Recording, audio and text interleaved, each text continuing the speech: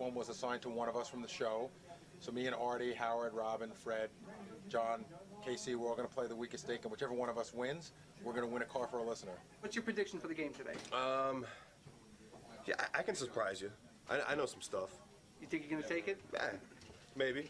It depends on what kind of questions you get. That's the whole thing. I mean, it's really a crapshoot. It's luck. You think they're going to try and snowball you to give you hard questions? I think Vinny will be fair. You know, he's fat. So, John, how do you think you're going to do on the game?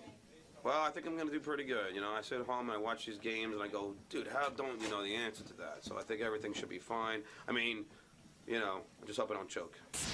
All right, let's turn our attention to some anxious people over here who I want to say hello to for the weakest dink. Now, let me tell you what's going on here. In order to give away this Dodge Durango, each one of us, myself, Gary, John, Fred, Robin, Casey, and Artie, will all be playing weakest dink. That's right. We sent Vinny home to come up with questions. None of us have seen them. He came up with these all by himself? Yes, he did. 168 questions. Now, for example, there's a guy over here. What's your name?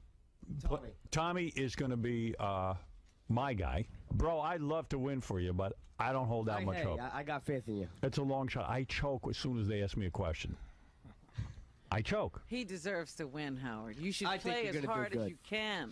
Now, Robin's contestant, this is Nancy. Is that right, Nancy? Yes, it is. Hi, Nancy. How are you? Good morning. I'm fine. All right. Now, you stand a good chance. I'll tell you, I think it's going to come down to Robin or Fred. I don't know. Is Gary. Vinny answering the asking the questions? Yep. We're Gary. in trouble, Fred. It's going to be Gary. Rob and I have faith. Dodge Durango, nice car. Beautiful. But you would like that car. It's a good prize. I'd like to win it for you. Fred's contestant. Your name is Alana, right? Yeah. How are you doing, Alana? Hi. Are you all right over there or what? I'm really excited. Yeah, well, you stand a good shot. Fred is probably the odds-on favorite. She's probably got the, she's thinking of driving home right now. You got a license? Now, Alana, it says you have 40 triple D breasts. Yeah, is that true? Yeah. Let me see those. Move that Fred side. Come on. Wow. 40 triple D. Oh, my God. Iron Maiden. Robin, you got competition. Those are implants, right? Yeah. Yeah. Howard, What does Alana do? they basketballs? Why'd you go so big? Yeah. I don't want to say. You don't want to say? Were you a stripper? I don't want to talk about it. You don't want to talk about it? Are those Sex movies? All right. Well, anyway, you have very big breasts. Alana, do you She's know, just like Fred. Did you steal them? do you know where you are right now? I don't want to say. Look like a couple of midgets hiding underneath their shirt. All right, Alana. I'm Howard's biggest fan. Well, that's all that counts. That's true. And let me tell you something. You've got Fred Norris playing for you. Lucky girl. And really, Fred is the best at all these kinds of trivia games and things. He has a lot. What? I'm going to do my best. Why don't you just Thank hand her you. the keys now? Yeah, why do we have to suffer the humiliation of being beaten by Fred? That's right. Let's all concede. Gary Delabate, who, by the way, is pretty good at this stuff. Won Rock and Roll no Jeopardy. slacker, yeah. No slacker. Mike, you're with Gary. That's me, Howard, yeah. Married 20 years, 2 daughters. Yeah, that's me. Long-time Nice, listener. You call into the show frequently. All the time. Well, Gary, you don't stand a bad chance with. I think it's going to either be Fred, Robin, or Gary. Those are the top three. Real confident Stuttering in John Gary. says he has an IQ of 150 or something. We haven't seen it. Yeah, but we've never seen evidence of it. I took it on the IQ test on the show. No offense to Laura, who is on the phone. She couldn't be with us because she's in California. Laura, you're playing with Artie, right? Yes, I am. Yeah, Well, you don't. You should have stayed in California. Yeah, Hang up. no need for you to come here. Come on, Artie can do it. I am 100% for Artie. Artie's got a lot of good trivia sense. Yeah, he's smart. Artie knows some weird This stuff. is not trivia. He knows like names of people in movies. Yeah, Information. barely. There you go. Sports, he's good. Yeah. This is information. knowledge. Laura, I Knowledge. hope, Laura, I hope you're happy with your current car. Artie, I got 100% faith in you. You can do it. All right, right, babe, hold the I'm with line, you. baby. Do your best. I'm right here rooting for you. You got it. Yeah, Howard, you know what? One thing I like about Laura, at least she encouraged her celebrity. Yeah. Thank you. You know what I feel sorry for? What's the guy over there that's standing behind Casey's podium? Yeah, well, what's your name? Trace. Trace, you don't stand a chance. Hey, Trace, don't worry about it. I used to play Jeopardy in college with my roommates, and I won most of the time. Strip Jeopardy. Right. He used to be Buckethead. Yeah, he beat Buckethead. And He plays Gay Jeopardy, and he won. Listen, Trace, I understand that you're a film director. Is that right? I am a struggling screenwriter and director. Sure. Is that right? I'm working my way up there. What movie have you directed? I directed a movie called Serial Killing for Dummies, which I believe will be out on video under the title Serial Killer, and it has a cameo by your friend Corey Feldman. I see the recording star Lisa Loeb is in it Lisa as well. Loeb and Thomas Hayden Church star in it. All the biggies. All the biggies. It was You a got the guy big. from It was Wings? an independent, low budget thing. But I think Why you'll would they like it. change the name from Serial Killing for Dummies? Is that because that's a Trademark. Trademark? Yeah, the producers messed up this movie. It was done a while ago. They really messed it up, and now it's finally coming out on video. And they were worried that they were going to get sued, so they changed the name to that awful title, Serial Killer. All right, here we go. Now, Good luck, Tracy. all right, so Thank you, John. everyone, you guys are going to go in the green room. We're going to play. Good luck to you all. Good luck to you all. I mean, I want to say to my guy, hey, I hope I win. Come on, Gary. You're gonna, dude. You're gonna. Tommy. There's no question about it. It's all you. All right, here we go. Come on, Gary. I got faith in you. Howard, It's a little who too am I late, playing for guys. over there? Is that? They just totally forget you, John. I know. It's like you don't even count, you know. No Don't worry, man. all of the players getting words of encouragement from the various listeners who have won a shot. Except John. We didn't even talk to John's contestant. You didn't talk to John's guy. I didn't talk to John's guy. He's all upset. Come here. Come back here. I'm sorry, I left you out. What's your name? No, it's all right. Go ahead. What's your name? Danny. Stuttering John is not going to win this. I know. Oh, thank you, Danny. And now I don't want to win. No, I'm only kidding. Oh, come on. Give him some I incentive, don't care. I'll man. play it for my ego. All right. I think you got a good shot. huge. I really do. All right. You do? In what Much like your respect? lips, yeah. Have you ever heard Robin or Fred at this kind of stuff? They're brilliant on it. Yeah, I do, but I gotta have a little faith. And Gary's awesome. Yeah, Gary's Gary really is good. scary. Gary is good, but I gotta have faith in my guy. All right. Okay, take care, and we'll you. put you in the green room, and if by any chance you win, I'll get you back in here. I hate to say it, but Gary could be the dark horse. He certainly is the horse.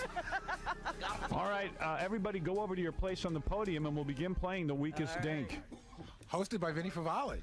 Yeah, Vinny, are you going to be able to handle this? Yes, I am. I am ready. Talk directly into that microphone, Vinny. I have been rehearsing nonstop. All right, I got to get right over. on the bus. It's going to take me a second to get over there. I'm going to cut off my own mic now. Hey, everybody, how you doing? All right, everyone Robin, hanging in there? Get in here.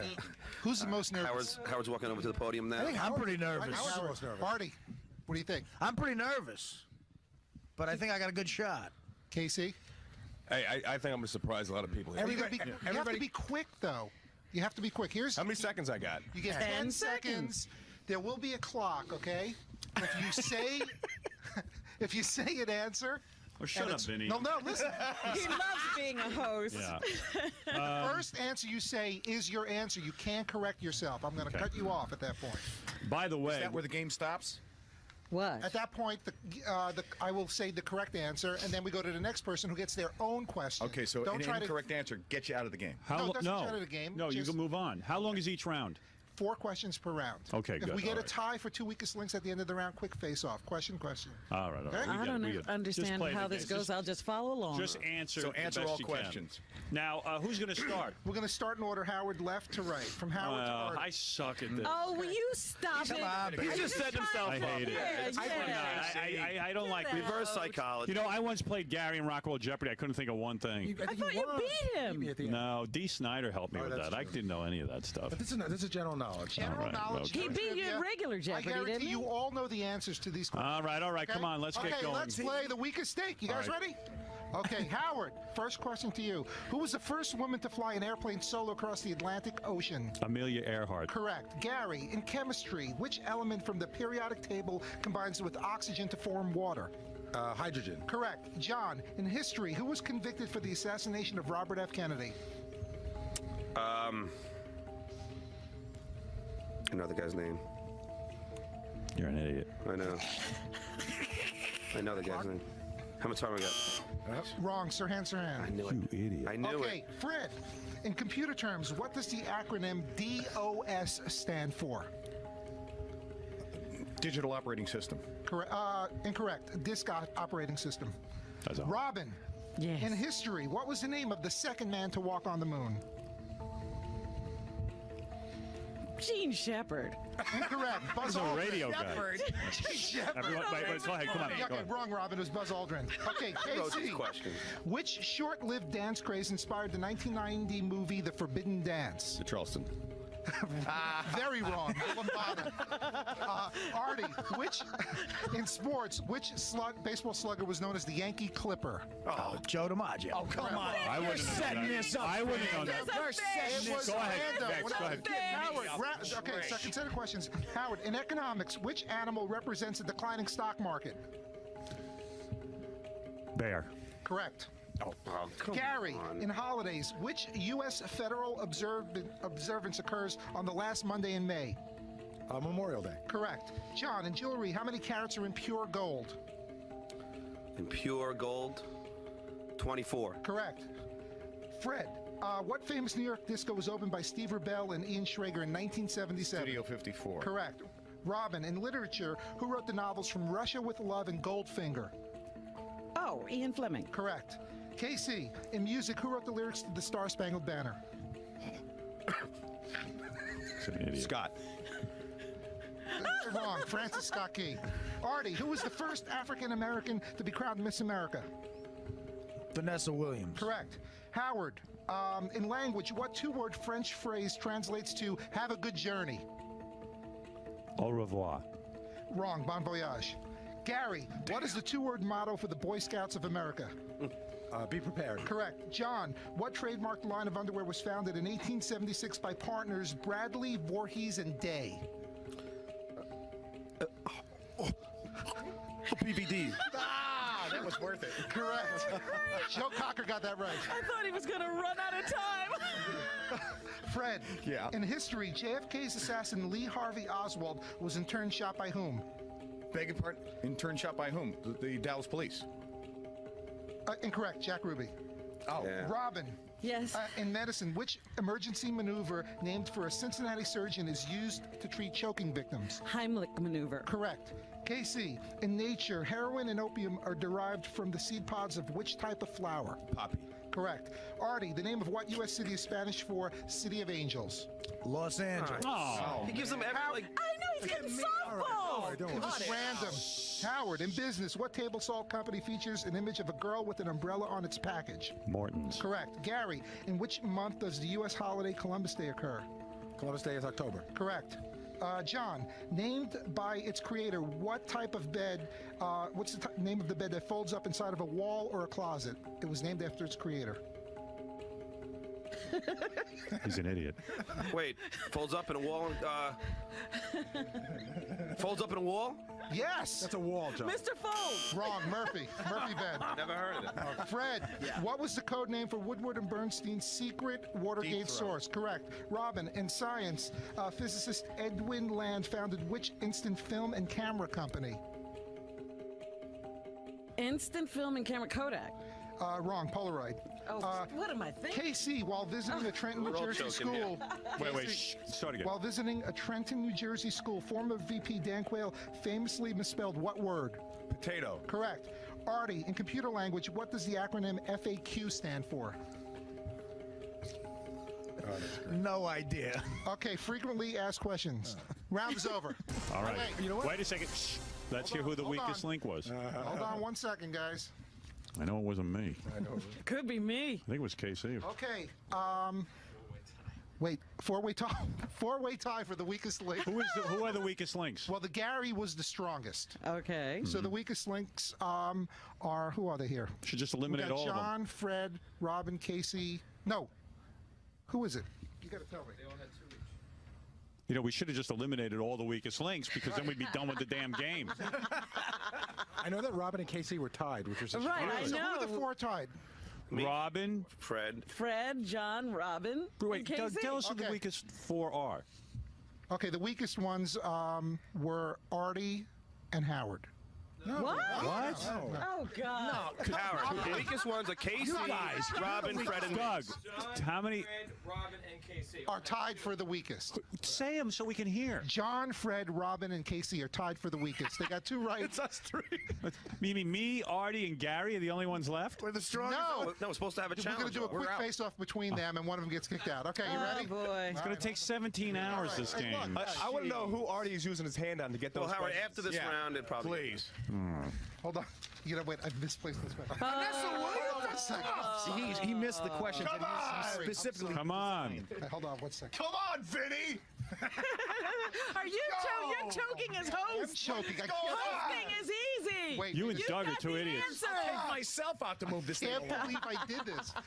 All right. Oh my goodness. Okay, I have it. Just go one. Okay, you ready? Okay, we're gonna start with John. Okay, in science, what single-celled fungi causes bread to rise and beer to ferment? Single-celled fungi. Causes beer to rise and bread to rise and beer to ferment. Yeast. You're out Too of late. time. You're wrong. Okay, we don't have to do the rest. You got to. Oh What do you no, mean? they might You talk. gotta go through. Fred, okay, yeah. Fred, Play the game. what form of therapeutic massage gets its name from the Japanese meaning? Shiatsu. Correct. Robin, who was the second woman appointed to the U.S. Supreme Court? Oh, wait a minute. Can't think of her name. Got her face. She's from New York. Wrong. Ruth Ginsburg. Okay, KC. In 1871, reporter Henry Stanley was sent to Africa to search for what Scottish explorer? Connery. Do me a favor, can you explain where you got that answer? I He's guess. not even I don't know what it listening. is. So now we got to go through more. No. Now we have a weakest link. And No, you have three weakest links. we Yeah, have the three two. weakest links should go. This This is the worst conceived wasn't game. well thought out. Really? Okay. All right. Real quick. No, wait a second. What are you talking about? Everybody- I'm the only one that got the answer, right? Right. Fred's the only one left in the These three round. didn't get the So answer. that when don't they So that get means- eliminated? No, because you're eliminating the last person. So now it's. They're trying So to now throw you got one per Now you round. got 3 more weakest links. Why That don't was you our vote rules. someone out? What? Why don't you just vote No. Okay, real quick then, the 3 that are remaining. John, in language, what French term for dead-end street literally means bottom of the bag? Dead End Street? Yes, French term. We're only in the first round. Au Build revoir. the car faster than this. Cul-de-sac, wrong. Robin, in history, what was the number of the first manned Apollo mission to land on the moon? Jesus, here we go with these space questions. We're going to be here all day. 7. You know, when we were thinking 7, about this, she said. Wrong. It's KC, ridiculous. what is the only Every- U.S. state name that ends with the letter K?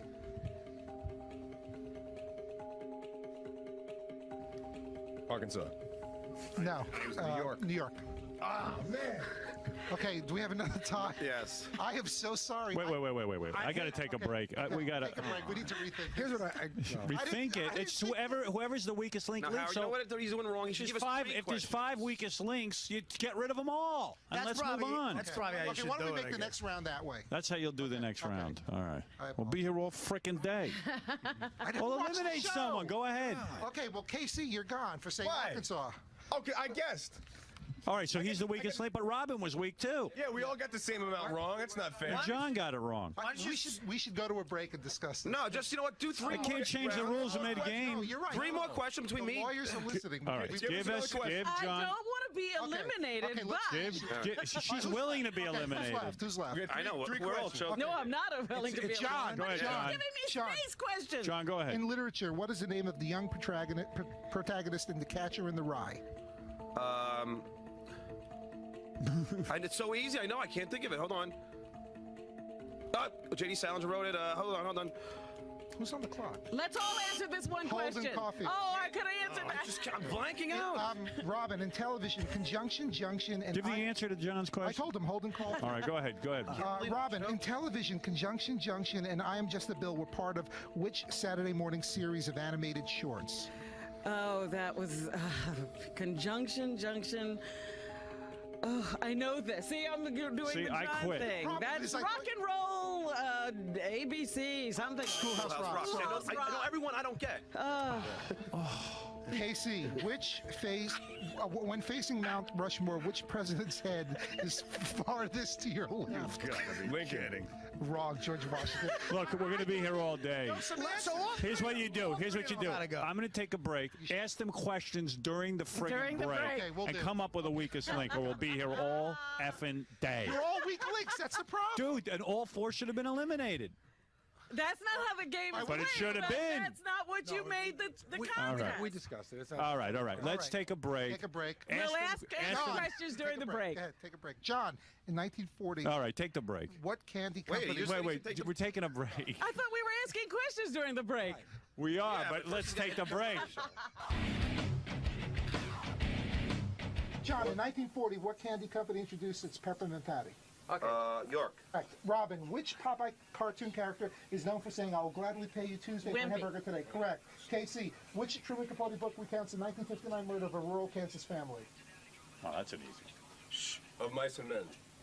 All right, so he's the weakest one. Now, as predicted, during the commercial break, because of our ill-conceived game that went on and on and on, finally, in the runoff, KC was eliminated with what question, Vinny?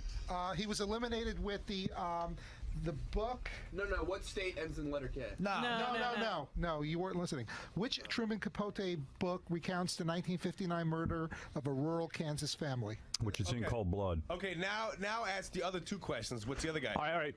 Casey, we don't have time, but you're out of the match. All right, all I want to say is I'm not the weakest link. Vinny's the weakest link. You are the weakest dink. And by the way, in the next couple of rounds, if there are multiple weakest people, they all leave at once. Hey, Casey, there's a good reason you have a stupid look on your face. You are stupid. Vinny, I'd like to. Vin, I know who the fattest link is, and it's you. That's funny. Casey, How many did Casey get right in the whole? What did he get? 2 out of 12? Yeah, actually, Casey did. You know, the people who should be embarrassed are Robin and John. No, I'm that they not tied embarrassed. With Casey in their Your first questions are horrible. In all Your the questions That variations of the Artie game. and Howard are beating me and Fred is crazy. Big sham. See, Vinny needed somebody to go right away, so he chose me. He asked John, who makes peppermint patties? Everybody knows who does that. And he asked what cartoon Wimpy was from. Everybody knows that too. And then he asked me some obscure question from like some literature from 1950, which nobody knows. Do you think Vinny's got a hidden agenda? Yeah, he did. He wanted to end the game. That's what happened. All right. How do you feel? I knew he was gonna lose, so it's no surprise. He's my retard, you know. What am I gonna do? You got a personal message for Casey? Stay out of the sun tanning booths and go to the library more often. All right. Thanks for coming down. Thank you. Okay, let's get ready to play round 2 of the weakest stink. Now Okay. start off with the strongest. We're going to start with Howard again. You ready? All right, that was, Howard. by the way, the longest first round in the history, but Casey has been eliminated. All right, here we go. Howard, according to the U.S. Constitution, no one may be elected president more than how many times? Twice. Correct.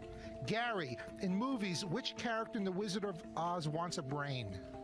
Well, had a brain would be the Scarecrow. Correct. John, which American revolutionary figure became synonymous with the word traitor by forming an alliance with Britain? Benedict Donald. Correct. Robin, in religion, which... Fred. That's Fred, Fred, yes. Sorry. In religion, which holy city do devout Muslims turn toward in prayer 5 times a day? Mecca. Correct. Robin, what character beckoned "I want you" on World War II Army recruiting posters? Uncle Sam. Correct. Artie, in astronomy, which British scientist was the first to calculate the orbit of a comet?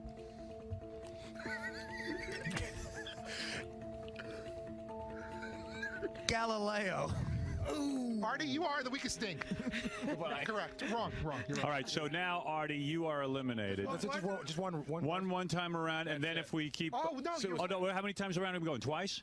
Yeah, I guess so 4 times, yeah. Yeah, he said 4 questions. Oh, my God, 4 times. I get the right. astronomy question. Oh, my God, we're going to be here all Okay, you ready? month. All right, go ahead. This is the rest of the show, Go ahead. Howard. Get used to it. Howard, in the opening credits of The Brady Bunch, which character appears in the center square?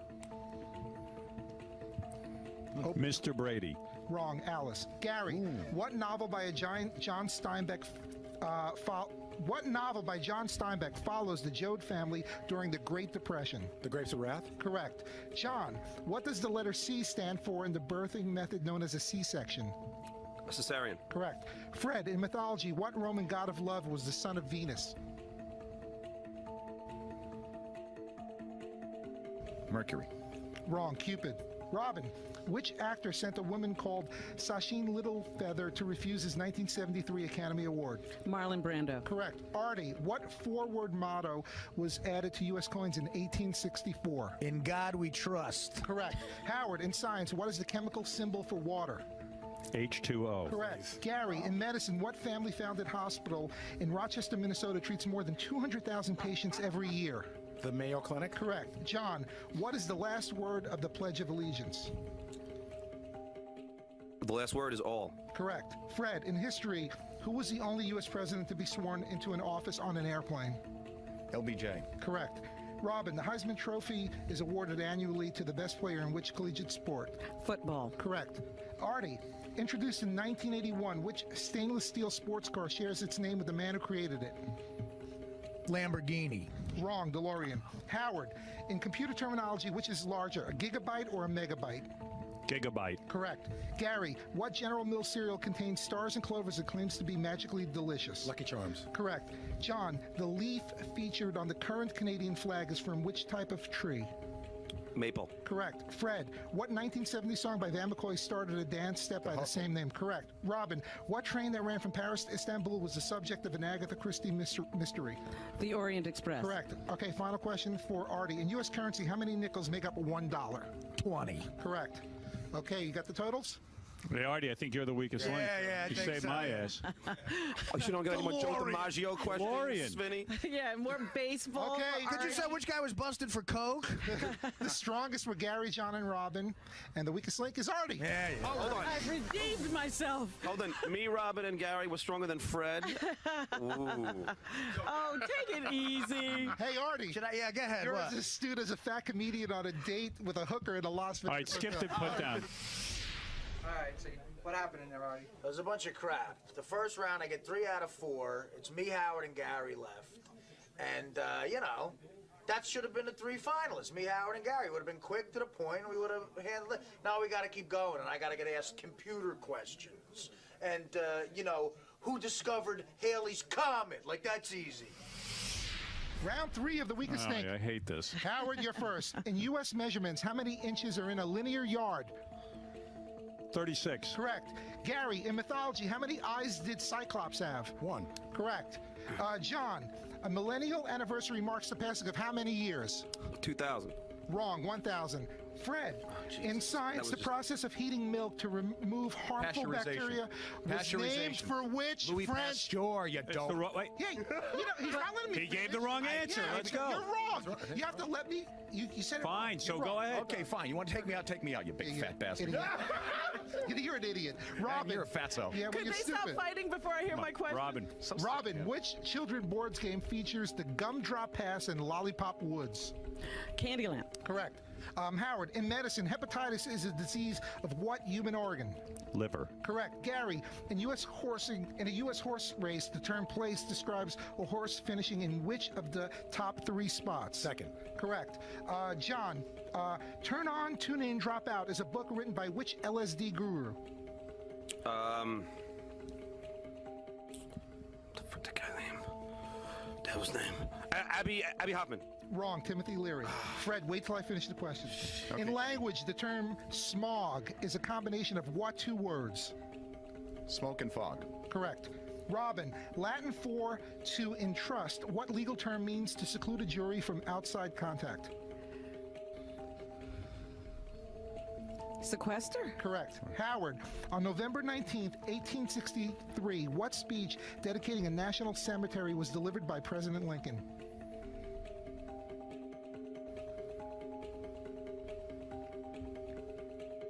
Clock is ticking. No coaching. Gettysburg Address. Sorry. Couldn't think of it. I told you I suck at this. Hey, we've all had those moments. Yeah, cheating. I knew sequester.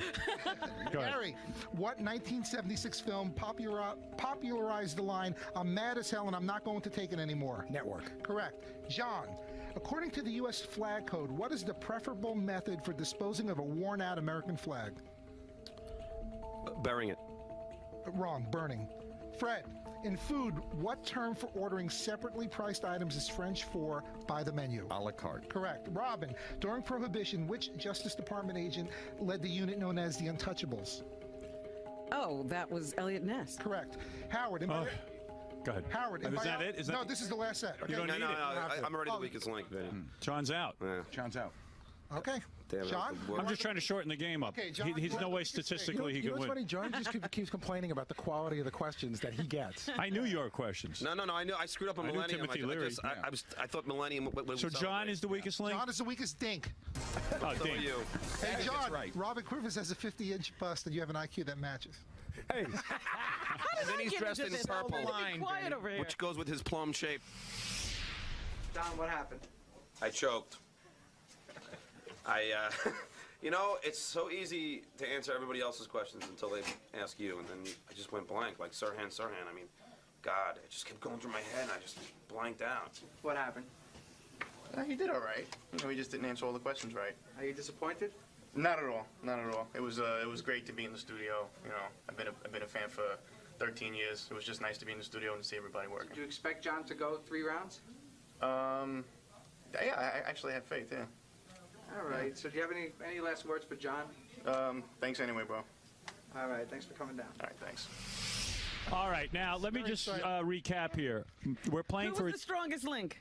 hey, Robin was the strongest. John was the weakest. Gary was the strongest. Like, I haven't missed a question yet. I didn't miss a question that round. All right, listen to me. We're playing for a 2002 Durango. I hate this game. I couldn't think of Gettysburg Address, but I'm somehow still in it. It's Howard, Gary, Fred, and Robin. Okay. And As it should be. there's someone in the green room who could win this Durango, There you go. depending on who wins here. Okay, you ready, guys? All right, here we go. Round 4 of the weakest link. Howard, in medicine, Barney Clark was the recipient of the first permanent artificial version of what organ? Heart. Correct. Gary, hay fever is caused by an algae to what powder-like spores produced by plants? Pollen? Correct. Fred, on April 8th, 1974, what baseball player broke Babe Ruth's career home run record? Hank Aaron. Correct. Robin, in math, what is 199 plus 199? Don't know. Oh, that's your answer. Wrong, 398. Howard, Dr. Jonas Salk developed the vaccine for what disease known as infantile paralysis? Polio. Correct. Gary, what does the B in the U.S. military aircraft B-52 stand for? Bomber? Correct. Fred, if you were playing Baccarat in Las Vegas Casino, what would you be playing with, cards or dice? Cards. Correct. Robin, which U.S. muffler company shares its name with the mythical king that had the golden touch? Midas. Correct. Howard, in law, what do the letters in the traffic offense DUI stand for? Driving under the influence. Correct. Gary, what was the first widely used brand of disposable diaper introduced by Procter & Gamble? Pampers? Correct. Fred, which is the only Ivy League university located in New Jersey? Princeton. Correct. Robin, in geography, the Americas were named after which Italian explorer? Amerigo. Vespucci Amerigo. We'll give you Amerigo. You got it right. Howard, in baseball, what does the acronym ERA stand for? Earned run average. Correct. Nice. Gary, what Gene Hackman movie is about a cruise ship turned upside down by a tidal wave? Poseidon Adventure. Correct. Fred, in music, Walter Becker and Donald Fagen are better known by what Steely band? Dan. Correct. Robin, which U.S. holiday is named for the patron saint of lovers? St. Valentine. Correct. Okay, that's the round. What do you got? No, just keep going, I think. Oh, that's it. No, that's a round. No, I'm that's the weakest Link is link. Robin. Yeah, Robin, I you are missed the that one weakest question link. because I thought it was a multiplication problem. Robin is eliminated, and Sorry. oh wait, Vinny has to Wait. insult you before you No, leave. Robin, let me guess. 5th grade was your senior year? Are you disappointed in the outcome? How could I not be? I lost. But at least you beat Casey and John and Artie. That's not saying much. I should have beaten Howard. Are you a little disappointed? Sure. You seem a little But- speechless over it. Well, what fun to be here. And hopefully I'll get an autograph before I split. Okay, you're happy that Robin at least went about 4 rounds? Oh, big time. She's a champion. All I'm right, a so- fan regardless. Do you have any little last words for Robin?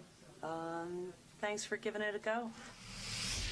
Well, lo and behold, I'm up against Gary and Fred, which seems impossible to me. No, you're doing good. I'm doing good. I'm You are. barely hanging in by a thread. I would never in a million years know that you would have known to earn a run average. Yeah, that was Really? amazing. I was more impressed with the Morton Salt Yeah, I was question. hoping that would save me. All right, I'm hanging in by a thread. There are 3 people left in the green room who are now hoping to win a 2002 Dodge Durango from Yonkers Avenue Dodge, which is a great place to buy a Dodge. You sure they're still there? They're there waiting. They want this prize. Okay. All right, here we go. Another gut-wrenching round that I hate. Of the weakest Dink. Let's go. Howard, in what movie did Faye Dunaway play Joan Crawford? Mommy Dearest. Correct. Gary, in television, what was the name of the Cartwright's Ranch on the Western Bonanza? The Ponderosa. Correct. Fred, the affliction known as gingivitis is characterized by an inflammation of what part of the mouth? The gums. Correct. Howard, in the Old Testament, God gave the 10 Commandments to which prophet? Moses. Correct. Gary, how many ounces are there in the U.S. measure of 1 pint? 16. Correct. Fred, what is the name of the salesman in Arthur Miller's play Death of a Salesman? Willie Loman. Correct. Howard, which Italian dictator was known as Il Duce? Mussolini. Correct. Gary, which Welsh actor did Elizabeth Taylor marry and divorce twice? Richard Burton. Fred, which sportsman referred to himself as the luckiest man on the face of the earth upon his retirement? Lou Gehrig. Howard, in which Washington D.C. theater was President Abe Lincoln shot in 1865?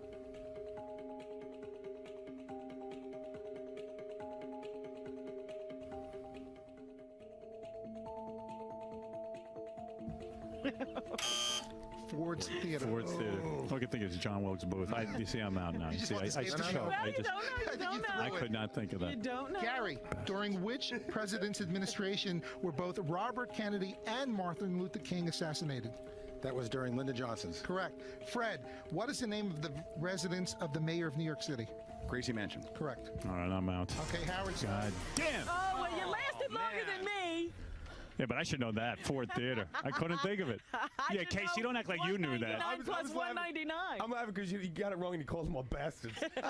I wanted to win. I just wanted to. But I knew I couldn't. In fact, I thought I'd be the first one eliminated, so I'm happy with my standing, and I apologize to the guy I'm playing for. Go ahead, insult. Howard, Wendy the retard is more clever than you are. That wasn't that funny. That's because Fred wrote it. Are you disappointed? No, I'm had a lot of fun here. I mean, he tried his best, you know, and it's just, you know, an honor coming up here and meeting everyone. So do you have any words for Howard? No, you know, he tried his best. I thank you for, you know, trying to win the Durango for me, but, you know, I came with nothing. I'm leaving with nothing. I'm happy, so. Are you surprised that Howard went as far as he did? No, I mean, he's, you know, he's a very intelligent guy, so, you know, I wasn't surprised at all. I thought he would have, you know, I think he could have won it all, so. All right. You know? Good luck. And thank you. Thanks for coming It was down. great. It was great coming up here. Anyone want to bet? Yes. I bet on Fred. I don't know. But Gary's playing tough. Yeah, he's playing tough, and it all depends on how he asks the questions. The lucky charm question. Yeah, come on, you softballed him. Did you guys remember? Did you guys remember the Ford Theater? I did. Yeah, you did. But how many of you could have pulled out Amerigo Vespucci? Well, I did. Vespucci. I knew it, and it's Amerigo Vespucci. And you said it wrong. It's America Vespucci. You said it wrong. You shouldn't have got it. I got it right. Whatever. I felt bad for you, Robin. I don't think that Gary has missed one question yet. Gary hasn't missed one question yet. He's been asked about Lucky Charms. Come on. I couldn't think of Lucky Robin, Charms. you were asked what 199. You were asked what 199. Terry, you're on the air. Hey, Robin, this finally shows the world how stupid you really are. Thank you. I'm not as stupid as you, but I am stupid. Please, every day you get the news wrong. Every day. Every day you listen to me. Every day you listen to me. Every day All right, you okay. wind up listening to me, you ass. I could see that this is causing a lot of problems. Gary and Fred are left. Does anyone want to bet? I say Fred's going to win. Gary's been playing tough. He's been doing really well. How much action you want? I'll put $100 on Gary. Really? Really? I'm taking Fred for 100. I mean, I think they're both got equal. I mean, Fred's great, but why not for a little action? Except I don't have 100 on me. You're gonna have to wait till tomorrow for this. Artie, tell me the things you won't bet on. You know. You want to go 100 with me? I got 100 on Fred. Okay, yeah, just to make it interesting. I mean, I got nothing against either one of them. but Artie's very funny because he was playing the game with a cigarette in his mouth. I think better. Astronomy and computers, come on. Yeah. Frequently asked question you should have known. I never had a computer before. Would you have known Yankee Clipper? Yes. Yes. You would have known that, right? No. No? It all depends on the ERA was question. impressive. That was cool. I was hanging in by a thread. That was good. Mm-hmm. DUI was hard. That's No, that was a Not for me. no-brainer. I got a bunch of dittos that say that. And I should have known Ford Theater. Right. All right. Okay. Gary and Fred. Any more bets? Amazing what you blank out on. Yes, you do. The final round. We'll start with Gary. How many questions in this round? Four. Okay. There's 8 questions. Each are going to end I up. bet Vinny screws it up. I'll bet you 100 on that. I agree with you. Okay. Anybody want to go against us? No. All right, let's be quiet and let it happen. Okay, you ready, Gary? Here we go. How many quarts are there in the U.S. measure of 1 gallon? Quarts of 4. Correct. Fred, in U.S. politics, the elephant is a symbol of which political party? That would be the Republicans. Correct. Gary, in The Wizard of Oz, what did the lion want to ask the wizard for? Courage. Correct. Fred, in industry, which country produces more of the world's wine, France or the U.S.? France. Correct. Gary, which inventor was known as the Wizard of Menlo Park? Thomas Edison. Correct. Fred, which American teacher was chosen to be the first private citizen in space? Sally Ride. Wrong. Krista McAuliffe. Gary, in mythology, who was the Greek god of the sea? The Greek god of the sea. I have no answer. I know that one. Go. What do you Can I do it? Yeah. Neptune. No. Poseidon. Jupiter? Poseidon. Oh, wow. Damn right. Howard, you're as useless as a horn on an airplane. All right. Okay. So you got that wrong, Gary. Fred, in fashion, the material cashmere is derived from the wool of which animal? Sheep. Wrong. Goat. Damn. We have a weakest link. That would be Fred. Gary, you're there. Damn it, I lost 100. And I get nothing. I get nothing. But Gary was playing for Mike. Why don't we bring Mike in here, who just won himself a 2002 Dodge Durango. Well, congratulations, Gary. Thank you. Wow, Gary, you are the strongest link. And fear was not a factor for you. At least in that game. At least in that game. The true survivor. I was very close. I suffered everything that you said that you'd suffer from. Just a blank out. Oh, look at that. There's our man, and thank you. There you go. how you doing, Mike? I'm all right. You got to be excited, and I'm ecstatic, man. This is unbelievable. you've won a 2002 Dodge Durango because Gary was playing for you. Wow. And let me tell you something. You are aligned with a great guy now to present you with your car. It's Kathy Finn. She's a great guy. No, I'm talking to Mike is a great guy. Kathy, you're a great guy, too. Okay. Kathy Finn from Yonkers Avenue Dodge. Go ahead. Hi, I just want to say congratulations. Yonkers Avenue Dodge is so happy to give you this Dodge Durango. Wow. Thank you very much, Kathy, and thank you, Howard. Thank you. And by the way, Kathy, you're very attractive. What is your association with very much. Yonkers Avenue Dodge? I'm the business development manager at the dealership. No kidding. So I have a bunch of young ladies who are much younger and prettier than me who work at the dealership with me. Are there hot chicks at Yonkers There are, Avenue Dodge? Howard. Oh, really? my God, there are. I have 8 young ladies that work with me, and they're there to make sure that everyone's happy. Are you married? Code for anything? Am I? No. No? No. Well, let me tell you something, Mike. That mullet of yours is going to go great in a Dodge Durango. Yeah, he could drive down and get a trim on it. You got the mullet hairdo. Yeah, is that what it is? You know how good you're going to look in that Dodge Durango with that mullet blowing in the wind? You know, it works for me, Howard. I don't know. You look good, believe me. You look Thank a lot you, better Howard. than Thank I you. I love you, man. I gotta say, You know, he didn't thank Gary. Yeah, he did. No, he did. He said that. They were making out in the corner. love Gary, man. I You'll love this see it on guy. the E! Show, yeah. I gotta say, I don't know if this guy needs it the most because I saw him coming in this morning and he was with somebody. I said, "Who's that?" He goes, "That's my limo driver." I'm with Pete the limo driver. That's right. He took me here. Oh, yeah, but that ain't your limo. That's right? my cousin. your life. That's cousin Pete. Yeah. It's Cousine. It's Cousine. So, wait a second. Never mind you guys. So you're a married woman? No, I'm not. You're single? Mm-hmm. How'd that happen? I'm a single New York City girl. How old are you? Really? Well, how old do I look? Yeah, you're not supposed to ask a woman. 25. Okay, I'll take that. But how old are you? A little bit older than that. You're under 33? Oh, Gary. No. I'll tell you. Well, she looks great. I'd like to take you on a test drive. Thank you. Can we spin the wheel? Well, anyone come on up to Yonkers Avenue Dodge, see my and stick? I'll take you on a test Can drive. I sit in the backseat of the movie theater with you? You can definitely sit in the backseat of the movie theater, for sure. Did you ever date a weakest dink? I might go in that room and see. You ever date a guy who didn't know what a frequently asked question was? Well, anyway, this was a great contest, and thanks for providing the great prize of the Dodge Durango. And Well, we're very excited to provide it, and we'd love to do it again sometime. all right, Gary, congratulations. Thank you. You performed well. You know what? He got a Durango. Artie got $100. I got nothing. You got nothing. You got nothing for winning, but you still have your big teeth and gigantic lips. A little bit of respect from the group, maybe? Absolutely. Yeah, I'll take you to lunch with the 100. Okay, great. You Well, got how it. about Gary come John's back gonna up to join the dealership? Okay, I'll be there. We'll You give know- you that as the prize. Let's see. Mario wants to say something. What do you think, Mario? I can't believe Gary's the strongest link. I always thought he was the missing link. Gary won fair and square. I told you. He beat us all. I told you it was going to come down to either Fred or Gary or Robin. I give him his props. All right. You outlasted me, Mr. I'll never get a question. You did good. I know. Howard, I was shocked. You answered some tough questions. Did I? Really Like tough. what? Yeah. I didn't think any of them were tough. Joe, go ahead. You're on the air. Joe. So Laura. Oh, Laura, sorry you lost. Oh, that's all right. Hey, Artie, thanks. I know you really tried. Yeah. Joe, go ahead. You're on the air. All right. Howard. Yeah. I wonder if I get the last half hour of my life back. What was it? Was the contest bad? Yeah, it was horrible to listen to. I mean, between Vinny being terrible as the announcer, it was just awful. I'm not a professional. As bad as this phone call? Well, you know, you always take that chance. I thought it was compelling to see who would win, but Yeah, if it didn't take so long to get rid of the first round, maybe it would have been a little better. yeah, I think so too. Yeah, well, you were all stupid. Who knew, you know? Well, I we mean, didn't you think. were. First of all, Howard, you asked the hard questions. I went over the game. I can't believe Casey tied with 3 people in that. Yeah, first because you round. gave crappy questions. Howard, that would have been great. He would have eliminated 4 The people. real final would was have been Sean, Howard. me, The first round. Gary, and Howard. That should have been the real 3 A finals. true flaw in the contest is, you know, Vinny asked a question to Fred that says H2O, and then he asked Gary a little later, what's the, No, the Wait, how about the same question? Oh, you're wrong. Let the guy on the phone talk, yeah? How about if Robin would have just added 200 plus 200 and then subtracted 2? I know. You know, I thought it was a multiplication question. She has a That's block why with I math. blocked. She's not dumb. She's got a block with math. She's got some sort of, right, like a dyslexic thing going with that Robin, math. the only But, smart you know, thing it's just like when Fred blew the Jack Ruby question. I know he knows the answer to that, but he thought of the question differently. I thought he was asking me to multiply those two numbers.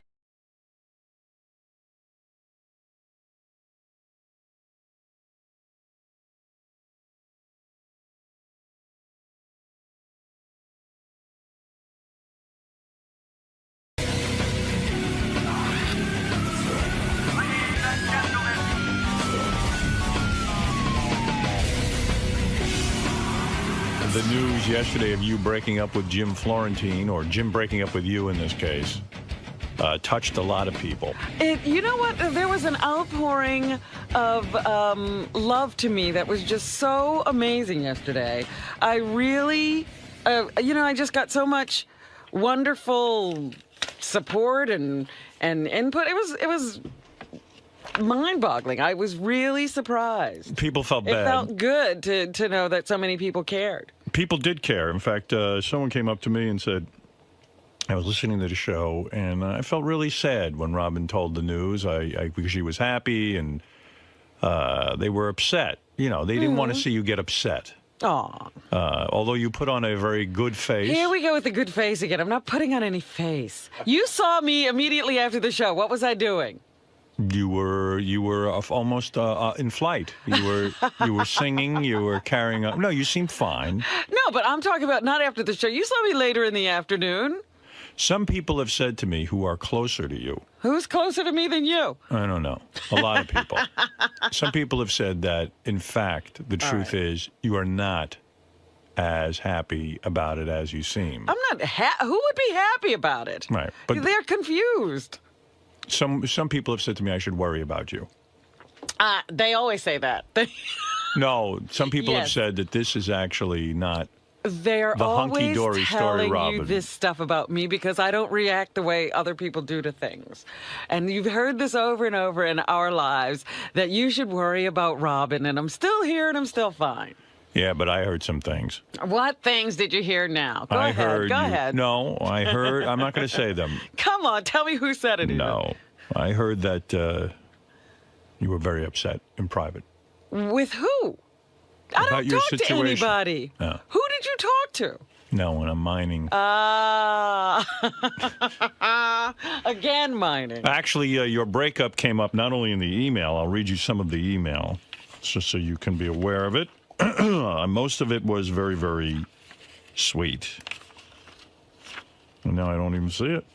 You got rid of it. This is Email Monday. That's why I see I it. have to say, even Ralph left me the sweetest voicemail. Yeah, Ralph told me he was upset when he heard. He don't want to see you hurting. No, but it was so un-Ralph, It was just, he let his guard down, and he just was really so sweet. Wow, the biggest news of the day, Robin and Jimmy break up. Robin on the market again. Can I Bronski her? Now Jim can go back He's got tits? Now Jim can go back to showing his balls all the time. Having the waiter and waitress put tons of pepper on his food and fart all the time, etc. Here's another one. I hope you aren't too sad. Breaking up sucks. Lots of good wishes. See, most of them were like that. Yeah, thank you. Here's another one. Fuck Jimmy Florentine. We got your back, Robin. We love you. Robin, let that motherfucker go fuck himself. I only blame you for dating that asshole. Robin, please don't date anyone from the show. I won't date any more assholes, I promise. And Jim, go fuck yourself and you're useless. And Jim, go fuck yourself. You useless, no talent bitch. Aw. See, people you are know what? attacking The him. thing that I really thought yesterday was I hope people are calling Jim because this wasn't easy for him either. I know. And I like hope Jim. he's getting support because... No need to attack Jim. Yeah. I've been a listener for about 20 years, and I have to tell you that I was deeply moved by your revelation of the ending of your relationship with Jim and the class and poise you exhibited throughout. You are an amazingly strong and honest woman, and I admire you greatly for your honesty in dealing with this obviously painful conversation. By the way, you'll feel much better if you whip out your sweater puppies and flash those golden bozos at the camera. Really? Yeah. So this guy says the key to you feeling better is to show us your titty. Let me try that and see if I feel better. I would love it. And then there's a whole bunch of other topics here in the email. One of them was Michael Pardue. Oh, yes. The guy who came in and was in jail for 28 years, even though he was innocent. And actually, a lot of them were very, very cruel. Really? Tell this whining cunt to grow up and be a man. Wow. Whining? Wow, I was in jail for no reason. Bullshit. That's what it says here. Oh, my goodness. That's got to be a kid kidding around. That's crazy. Howard, why didn't you ask Michael Pardue if he knows anything about these murders? I listened to this segment, and this guy has never said he knows nothing about it. He just said he didn't do it. I think he's full of crap. There's just something not right with his story. Also, I believe he was never found innocent. The ruling was just overturned. I don't believe a word coming out of his mouth. So some people don't believe. Did we do any research? I don't think so, but, you know. So we don't know. We were taking his word. I was moved by the story of Michael and Becky Pardue. I'd gladly send them a few dollars if there's a fund we can contribute to. So this person actually felt for them. Yeah, but they weren't trying to collect money. Yeah. Here's another supporter. The wrongfully accused man is describing an accurate picture of the Alabama justice system. The former Democratic governor was wrongfully accused of crime and went to prison until the federal court stepped in and released him. Yeah, I think that was profiled on 60 Minutes. Let's see. And this one says, Howard, how in the fuck can you give this Michael Pardue asshole 1 minute of airtime? Don't you dumb shits do an ounce of research on your guess? No. He comes in and claims he's innocent, and you pussies believe every single word of bullshit that he or his hideous wife have to say. He gets away with 2 murders based on a technicality, and you immediately start kissing his ass and proclaiming that he is innocent. Shame on you and the rest of you panty wastes for believing this horse shit. So, a very controversial guess. Yeah. Now I want to research. I was kind of moved by the guy's story, but... Hey, Howard? Yeah. The guys are telling me that someone else admitted to... Will, someone else admitted to the crime? And there was DNA evidence that cleared him, so it wasn't like a technicality. Well, because, yeah, you know, I don't know that Michael was that articulate in explaining the entire story, and also because of radio and, you know, sometimes you have to be a little bit brief. There was a, you know, we talked a lot about this case, and the guys actually did find out about it. Okay. And I think there was really good reason to believe that this guy had been set up for 28 years, and he was a fascinating, upbeat kind of guy for a guy who had spent his entire life, from the time he was 17 years old till his 45th birthday, I think, in jail for something he didn't do. I disagree with these emails, and I think they're harsh, but, that wouldn't be the first time our audience really blasted someone. Right, that's what I said, that would fascinate me, knowing what they thought about us handling such a topic on the show. Many people wrote in and said, I sounded like I was in a shitty mood on Monday. Says, Howard sounds like he's on his period this morning. Ask him if he needs a tampon. I can bring one in. And let me say this. What? I don't remember you being particularly bitchy yesterday. Well, I'll tell you what. I'll be honest. I'm in a shitty mood almost every day here. Yeah, I mean, you were your usual self. Yeah, I mean, I resent you saying that I was somehow on some days not in a shitty mood. I'm always in a shitty mood. I'm full of... He was complaining because I was having a good time in the park yesterday. Yeah. He came across me and he was like, talk. All you do is talk. You're still talking. Well, the reason I said that is, you got to hear this. I'm walking in the park yesterday, and I see Robin there with her friend, and they're walking in front of us. She's so busy yakking. I had been yelling stuff out to her for a good 5 or 10 minutes. Stop it. I was behind you forever. And my friend Pat and I are behind Robin and her friend, and I'm going, look at this. She does not even hear me. She's so busy yakking it up. I go, hey, don't you work? I yell out to her. Don't you yak it up all morning? Why don't you, why don't you shut up for a minute? So, I'm trying to be funny. And she doesn't even hear me being funny. Meanwhile, now I've yelled out, and people are watching me because I'm yelling stuff out. Yeah. You know what I mean? Now it's not going over so well, so I'm embarrassed. So finally, You're bombing in the park. I'm bombing in the park, so I finally get up to Robin, and I say, yeah, don't you yak it? And she turns around and sees me. And then I was annoyed. I was like, geez, I can't get away from this guy. Now he's Right. complaining about me talking in the park. Well, I thought you were walking again, but I saw you ran. Yes, I did. She has on the running outfit, then she goes for a walk. I put on my walking shoes and then run. And my friend Pat corrected me. He said, that's good. She's walking, running, whatever she's doing, it's good. Thank him. So didn't she just say she looked good? So I Put said, you in yeah, your she place. does. I love the fact that you got on the air and said he broke up with me. Well, that was what happened. Wow. Sometimes people don't manage to make it, and one or the other leaves, and it's always this thing about the woman supposed to do the breaking up. Yeah, you made a really good point yesterday. I don't like when guys do that. And I have to admit I've been guilty of it. And I said, it dishonors the good times if you start fucking a person, in a bad way, just to make them break up with you at the end of the relationship. Just say you want to go. Right. Yeah, I thought that was a pretty good point you made. And I think I've been guilty of that, but I think I've matured somewhat. Mm-hmm. I don't think I handled myself like that in recent years. Uh-huh.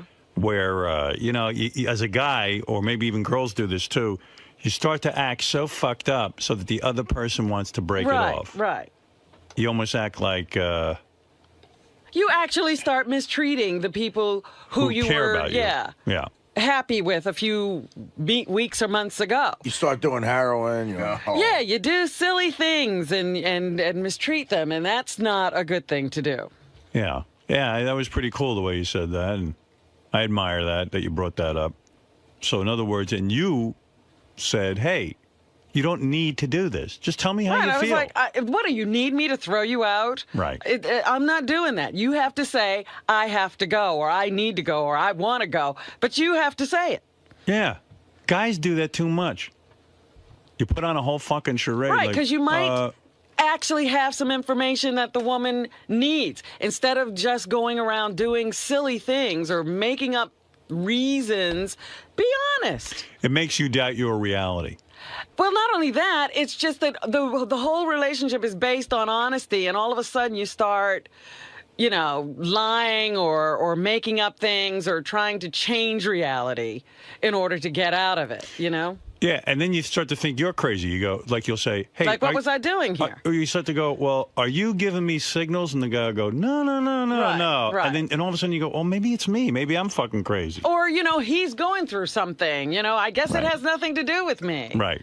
You just want to know. Right. As a woman, you're saying to guys, look, if you're going out with us, Don't. If we ever had a good time, don't dishonor it by now making it a bad time. Just say the good times are gone. Love you, babe. See ya. You're so right. No, you're right. You're absolutely right. And I think a lot of guys can relate to this because we've all been guilty of it. Sure. Well, I'm sure women have done it too. But the point is, you don't have to do that. You know you want to go. You don't have to soften it up and have her tell you, you have to get out. You've never played games like that. Nah. Look at you. You are a woman. Hear you roar. Yeah, you're right. I admired your message yesterday. I think that's why people were very sympathetic, because you didn't bullshit anyone. Well, that's nice. Yeah. I believe you will be triumphant. La, la, la. As a matter of fact, good news is just around the corner for you. You said on the air, and I don't know how serious you are about this, that you really want to fuck a 25-year-old. I think she's serious. I don't know. If I found the right 25-year-old, why not? Well, because I know you need to feel a connection in order to be with Well, the guy. that's why it'd have to be the right one. All right, but you wouldn't be. So a guy sent me some pictures of himself in a little Here note. we go with the pictures. Well, all right. You want to see what the guy looks like or not? Sure, I'll look. After hearing Robin's breakup proclamation today about needing a 25-year-old following her breakup with Jimmy Florentine, I felt I had to throw my hat in the ring. I'm a 25-year-old who lives and works in Manhattan, 2 blocks from Sirius, which would be convenient for you to fuck. After the show, you could go over there, fuck them, and then leave. And leave. Yeah. I have a great job as a software developer for a well-known firm. I'm 6'2", 185 pounds, blonde hair and green eyes. I went ahead and attached a few pictures of myself that I hope Robin will take an interest in.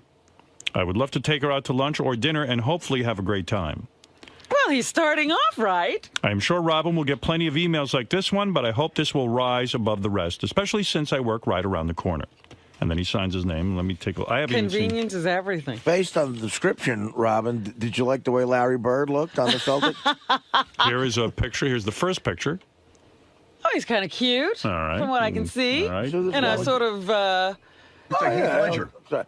You know what he looks like? A Heath Ledger. You think? A I was little bit. thinking more of that guy from American Idol. It's Ryan Seacrest. Ryan Seacrest. Here's another picture from a different angle. You can take a look at that.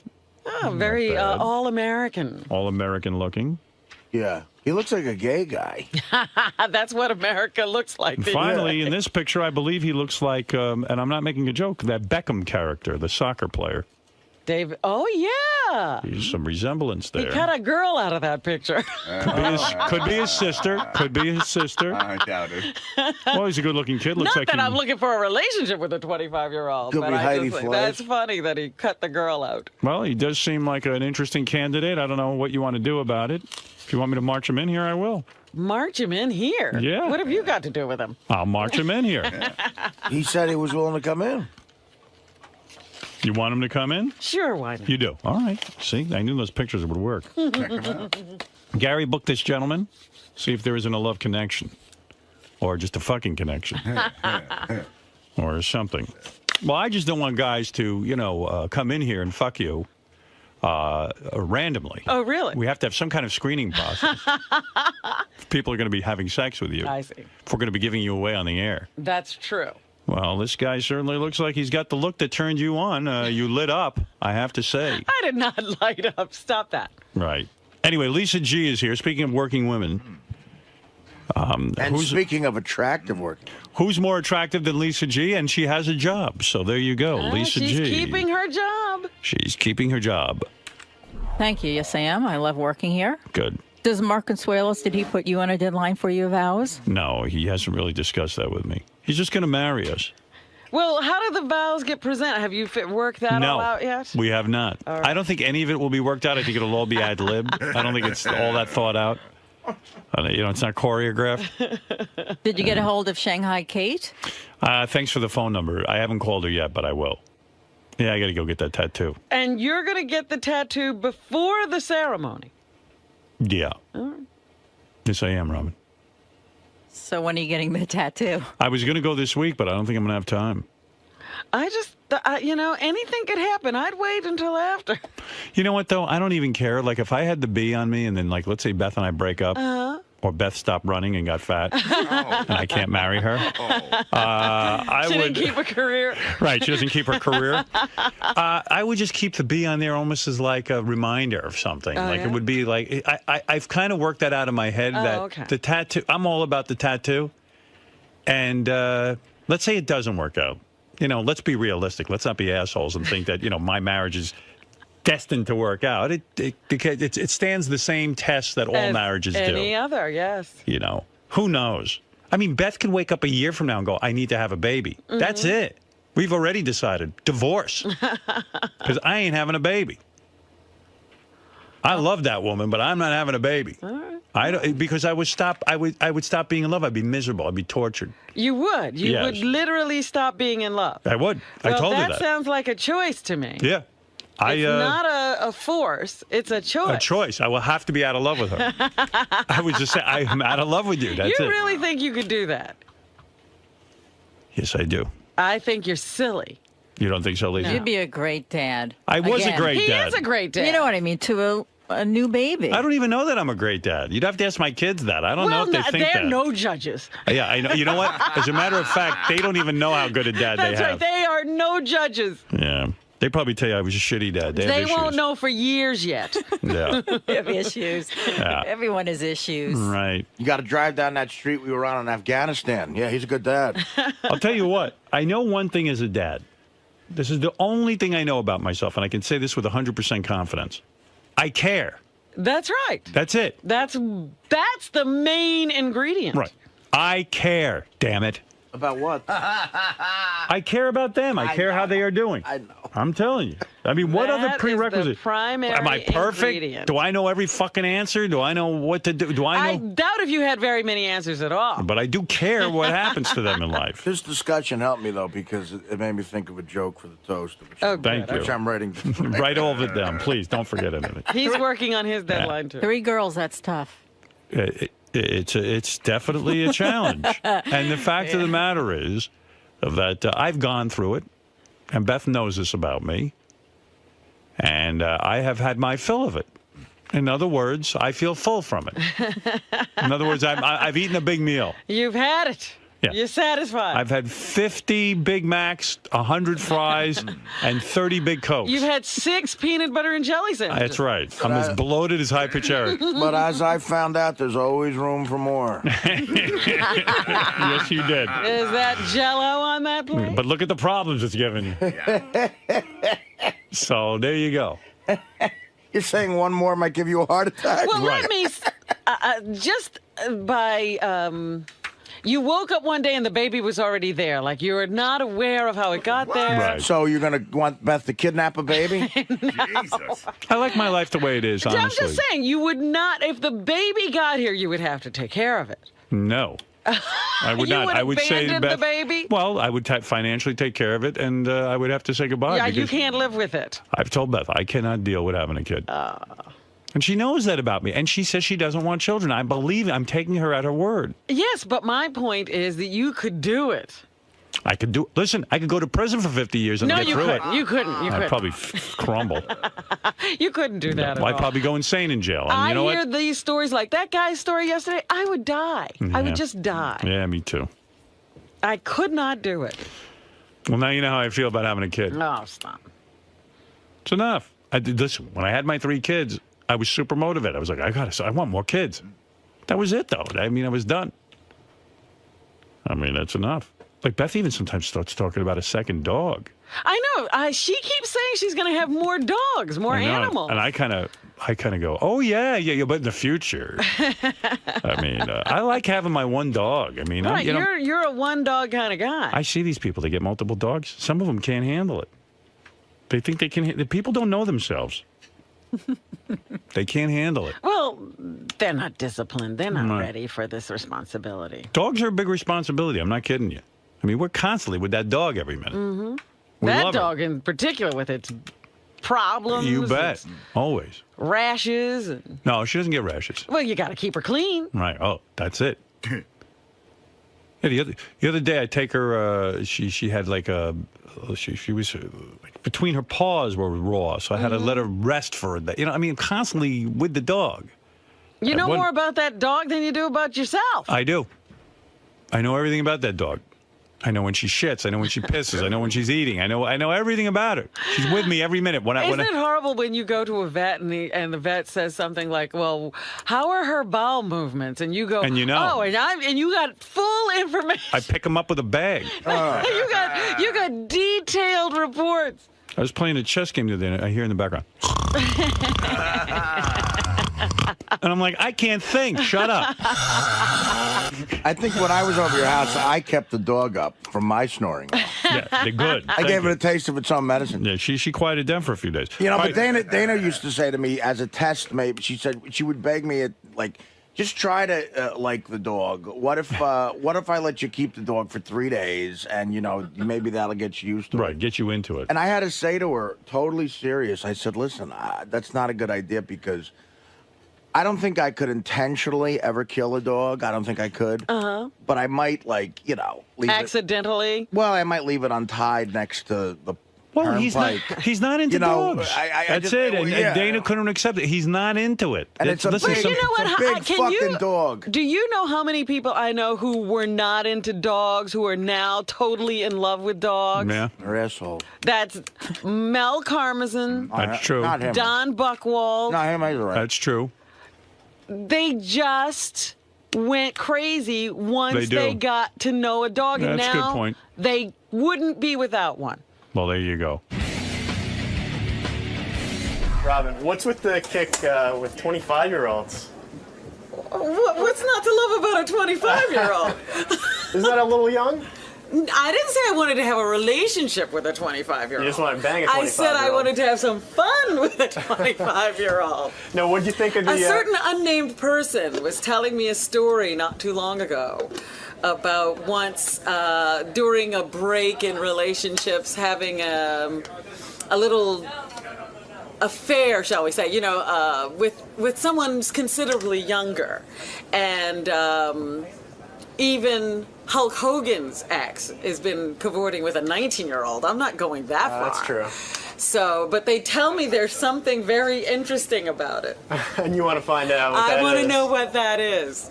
What do you think of the guy who wrote in today? I don't think anything of him. We'll see when he gets here. Physically, he looked kind of cute. Looks like someone you want to date or be with? Well, I don't know that. I don't know that anybody sort of looks like who you want to date. It's a personality thing more than anything. So, we'll see. We'll see what he's like when he gets here.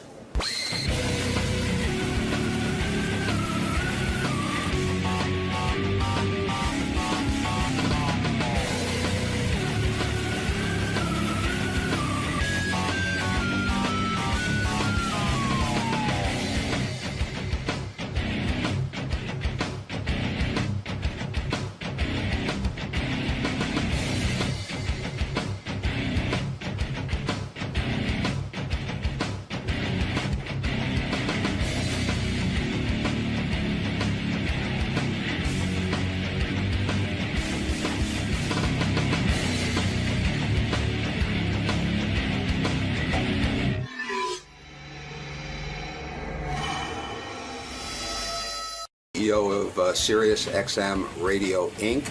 And the reason I'm here is to announce on Howard Stern all the details about our merger. I've always told Howard that before I ever did any press, the first place I would be with Howard Stern. So before I talk to CNBC today, and before I do the New York Times and the Wall Street Journal, I'm at the place I should be, which is with Howard Stern. Mel Karmazin is my hero, as you know. He has done incredible things for my career in radio. He's the guy who hired me in terrestrial radio. And he is the guy who just finished getting this merger put through. There's my hero. Look at him in his suit. I said, there's my hero. You're the hero of the day. You're the winner of the week. Here, Mel. Hi. Are we on? Yeah, we're on. What do I know about radio? You know it all, evidently. Mel, congratulations on the merger of the new company, Sirius XM. Who came up with that name, Sirius XM? We hired a team of about 100 people to try to figure out what we should call. Is that true? Did you hire a lot of people to figure out what to call the new company? Howard, have I ever hired a lot of people No, to do that's anything? true. Now that I think about it, that's completely false. But why not give it the name either Sirius or XM? Although I started thinking about it, it's true. People know the name XM. People know the name Sirius. If you change it to a new name, you have to go out and spend millions of dollars marketing a new company. Less of a factor than the real reason, which is if you buy a General Motors car, right, there's an AM button and an FM button and an XM button. Right. And it's in all of those cars today. The last thing we wanted to do was to make those things look obsolete. So somebody's driving in a car and they see this XM button and they say, what does that mean? And the same thing would be true if you have a Mercedes. There's the Sirius dog, as a button. And our goal was to make this as friendly to subscribers as possible. So there was a lot of other names that we could have gone with.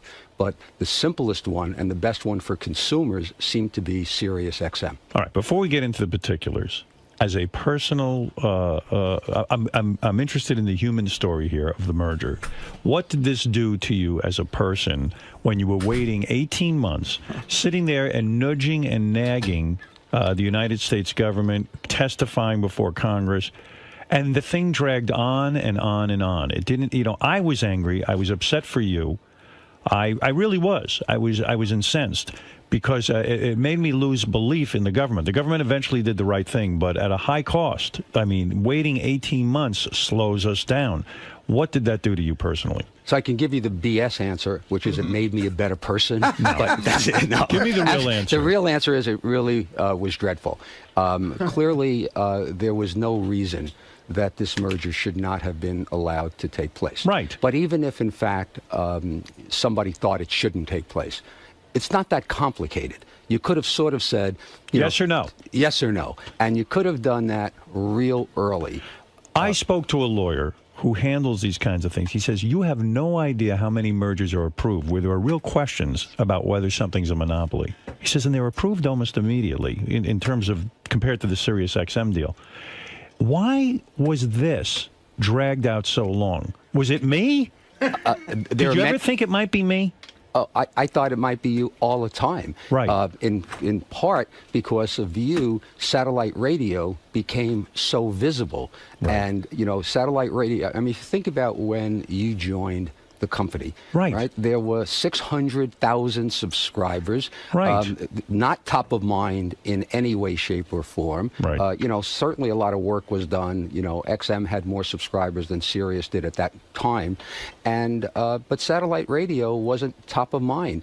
Suddenly, after you joined, and after it became such big news that you were coming to satellite radio, anything involving satellite radio then became very big news. So the fact that the announcement was on the front pages of the Wall Street Journal, on the front pages of the New York Times, I had done, my career about over $200 billion worth of mergers and acquisitions. Right. This is an unbelievably small deal. An Right. exciting one, and will be a big one, but not a big deal. And for a small deal, there's an inordinate amount of attention on it. Far more than we had. This deal took longer to do. We had more congressional hearings. There were more comments made to the government than ExxonMobil combined. Which is unbelievable when you think about it. Well, when you consider the impact of that merger and the amount of money it involves, yeah. Listen, I'm going to tell you something. When I think about this merger and how long it took and what it took, let me tell you something. You got very thin. Did you think this is a result of? Did it wear you down? I will tell you this. I was on a hunger strike until the FCC. I tried everything to get this deal approved. We made some voluntary commitments. We said we would do things for minority ownership. We said we would do a whole bunch of things, and we still weren't getting it. So I decided that if I stop eating, maybe people will pay But attention. has the government overstepped its bounds? In other words, the FCC's mission, my father was talking about this yesterday on the radio, he said the FCC's mission was never to set price controls. Where do you see the government? Or to tell somebody how to run a business. I mean, where do you see the government doing that? They don't even tell ExxonMobil how to do this. Why don't they set price controls for gasoline? So the standard that the FCC has for approving a merger is that the merger is in the public interest. That is a broad standard. Right. So the FCC now looks at mergers and says, is this a merger that's in the public interest? They never set price controls. What we voluntarily did was set price controls. We said, you know what? We compete with free radio. We don't want to raise our prices. As a matter of fact, if anything, we'd like to lower our prices so that we can get more subscribers. Because you would think that if you charge $14.95 instead of $12.95, you'd have less subscribers, and if you charged less money, you'd have more subscribers. Right. So we, in trying to get the FCC to move the process along and approve this merger finally, we said, here's what we're going to do. And we outlined some voluntary commitments that we were prepared to do. The FCC accepted our voluntary commitments and therefore said this merger is in the public interest. But you had two Democrats on the FCC sitting there and saying, hey, we think there should be price freezes and this kind of stuff. That sounds like communism to me. There are two members of the FCC, they happen to be Democrats, who are very, by the way, very nice, very smart people, but have never seen a merger in media that they would approve. Why? Because they believe, in general, there has been far too much consolidation in the United States in media. There's so few companies, you know, News Corp, Viacom, Disney, these few media companies own all of these assets, and therefore consolidation should never, ever be allowed. It's so bizarre that that viewpoint exists. I mean, I'm not... Because this is capitalism. This is a way of making money. This is a way of a company staying in business. I mean... But satellite certainly isn't, you know, the free press or the free media. No, not at all. But not only all of those things that you guys say, I agree with, but the consumer with the internet and all of this technologies that's out there have never had more choices than ever. Well, you know who was against this the most was the NAB. That's the regular radio. Terrestrial radio was really against this. And I said, of course they're against this, because guess what? With a stronger satellite as a competitor to them, they're shaking in their boots. They're nervous that we're that good. And Howard, I think I really do feel that I need to take some time right now to absolutely thank the NAB for their objection to this merger, because when I told the board that we were going to go ahead with this merger, so back in February of 2006, I guess it was, seven, I guess, I told the board that one of the things that would help our merger would be that if the NAB challenged our merger, and the reason for it, it would clearly demonstrate we compete with broadcasters. We know, we in radio. So your plan all along was saying, hey, if the NAB challenges it, it shows that we have competition. There's no, how could there possibly be a monopoly if the broadcasters are fighting it? And they spent so much money, and some of the smart people in Congress and some of the smarter people at the FCC, when they kept talking about, boy, this is going to be a duopoly into a monopoly, the more the NAB said that, the more they sort of laughed and said, come on, why are you here if, in fact, you think that these people shouldn't be allowed to combine? Do you feel a personal vindication? Did you take this personally, the NAB going after you, everyone after you? You were a member of that group, weren't you? That's right. You were a member of that group, and now you've given them the big finger. You won versus the NAB. That's got to feel good. Come on. I think everybody who works, you know, for the company should feel really good, because what we have accomplished, and hopefully we'll have a couple of seconds to talk about how the company looks today. Yes. Yeah, I feel really good about it. When I was in terrestrial, old-fashioned radio, I hated satellite radio, okay? It was nowhere near. I mean, if you think about where it was. Nothing, yeah. It wasn't there. But you know what? I hated it. I mean, anything called radio that you had to sit and compete with, why would you like it? Why would I want somebody, if you're driving in your car, I want you listening to my radio stations. Course. I don't want you listening to, you know, an iPod, and I don't want you listening to satellite radio. I don't want you doing anything but listening to my commercials on my radio station. Absolutely. So I was against it. I understand why they were against it. Their strategy, okay, wasn't a particular good one to stop it, but even if their strategy were good and they did everything right instead of some of the things they did, the merger should have been allowed to happen anyway. Did there come a time in the last 18 months that you started to feel the merger would not be approved? I could tell you, Howard,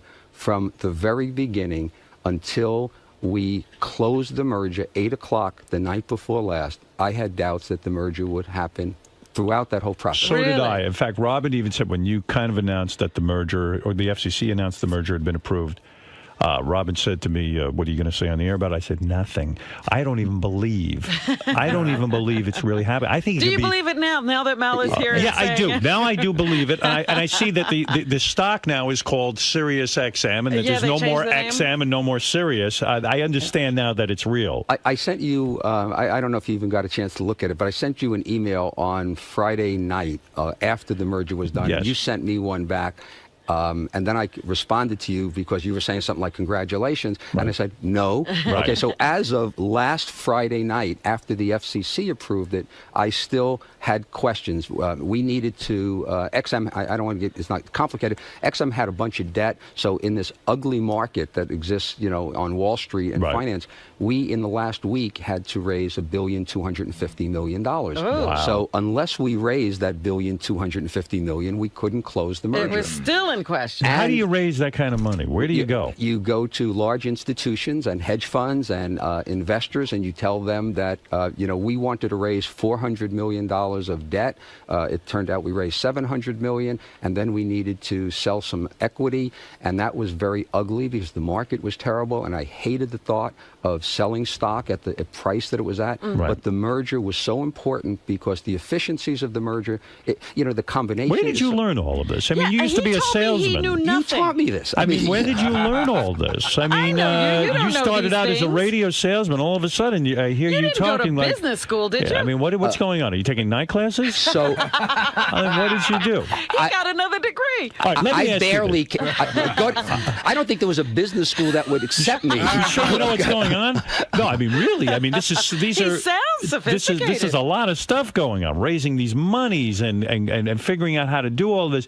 But okay, sounds like a lot of stress. Here's the real human question: if the merger had not gone through, let's paint a different scenario. You had failed. In other words, you weren't able to achieve this. Would you have left this company? No. You would not. I think that would have motivated me more because there was a question in some people's minds whether or not if the merger didn't happen, would Sirius be able to survive? Yes. Right. So clearly, and the answer is absolutely. I mean, I believe, who knows, right? I mean, but I truly believe that, if you hooked me up to that lie detector test and asked me if, in fact, the merger did not happen, would Sirius survive? The answer would be yes. Would XM have died? They say not. I didn't have enough information about XM, but the CEO of XM said the same thing. I will tell you, had the merger not happened, I would have done everything possible to make that happen. Right. To make sure they went bankrupt. Yeah. Right. I mean, that would have been my goal. The plan. That's the secondary backup plan. That there was going to be only one company anyway. So you would not have been defeated. You would not have said, that's it, I can't do this anymore. You would have stayed with the company, and you would have said, I'll grow Sirius and let XM do whatever XM does, and we will see who the better company will win.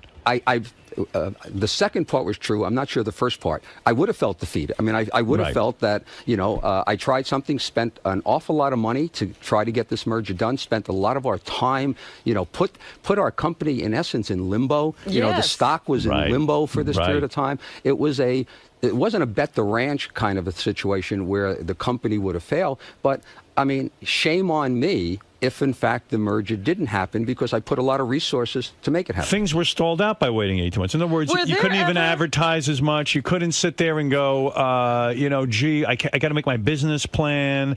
Don't you think even the consumers were confused and saying, I don't know which one to get now? That last one is the most significant impact. What has happened at retail. So, yeah, people still bought the car, and when satellite radio came in the car, they were thrilled with it. Right. But the large number of people who want to go to Best Buy or Circuit City and say, I want satellite radio, would go into the store, should I buy it now? Which one should I buy? Are these radios going to work after the merger? There was so much confusion in the marketplace. If you think about it, it's almost like the high-definition DVDs. Right. There was Blu-ray, and then there was HD DVD. And until it got all sorted out, you didn't know what the hell to do. So no one bought anything. That's right. That's exactly what happened during this merger. Was there ever any pressure from the board? When is this going to happen?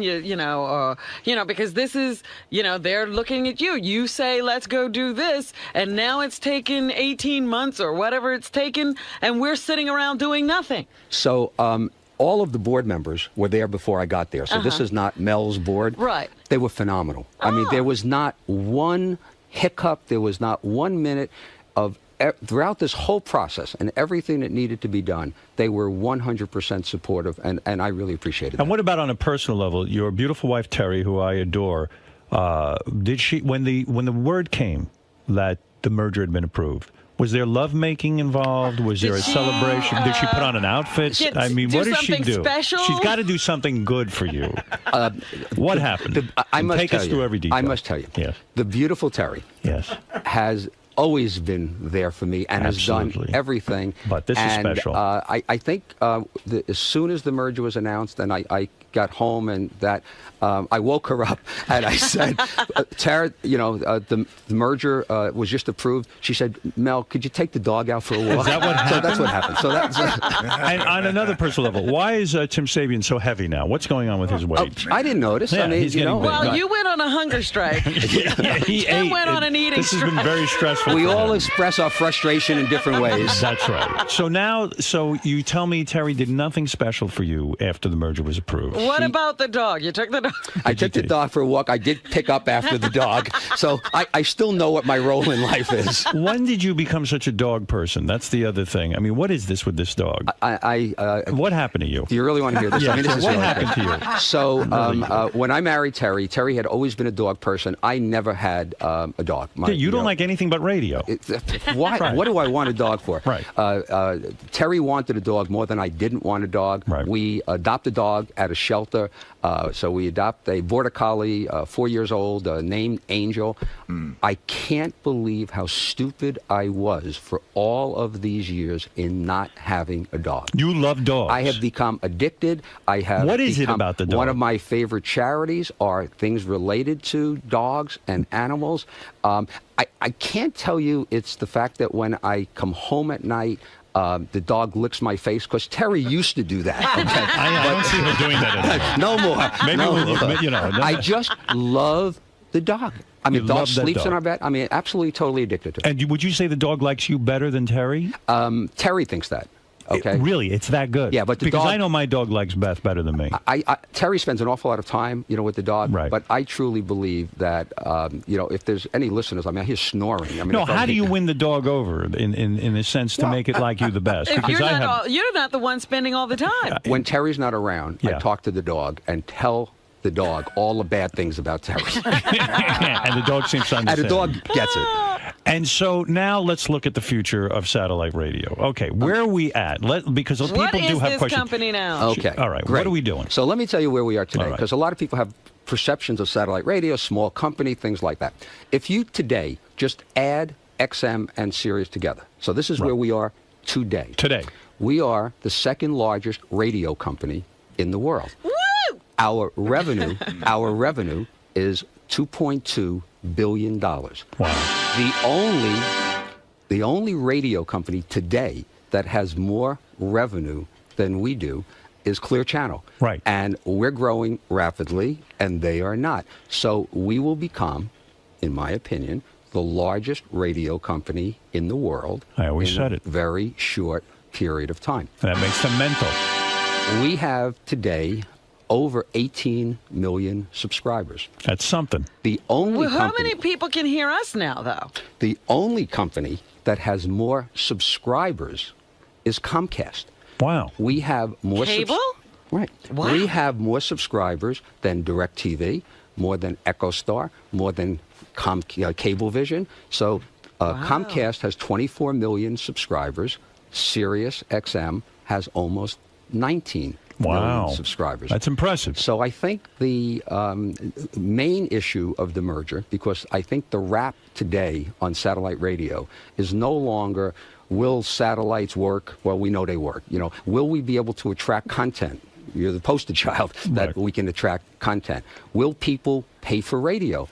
Almost 19 million people today are paying for radio. And enjoying it.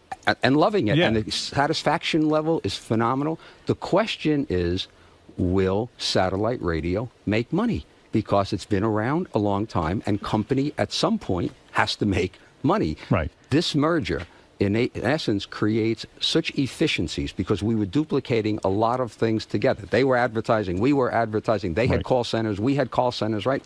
That all that costs money. All of that stuff now enables us to make money.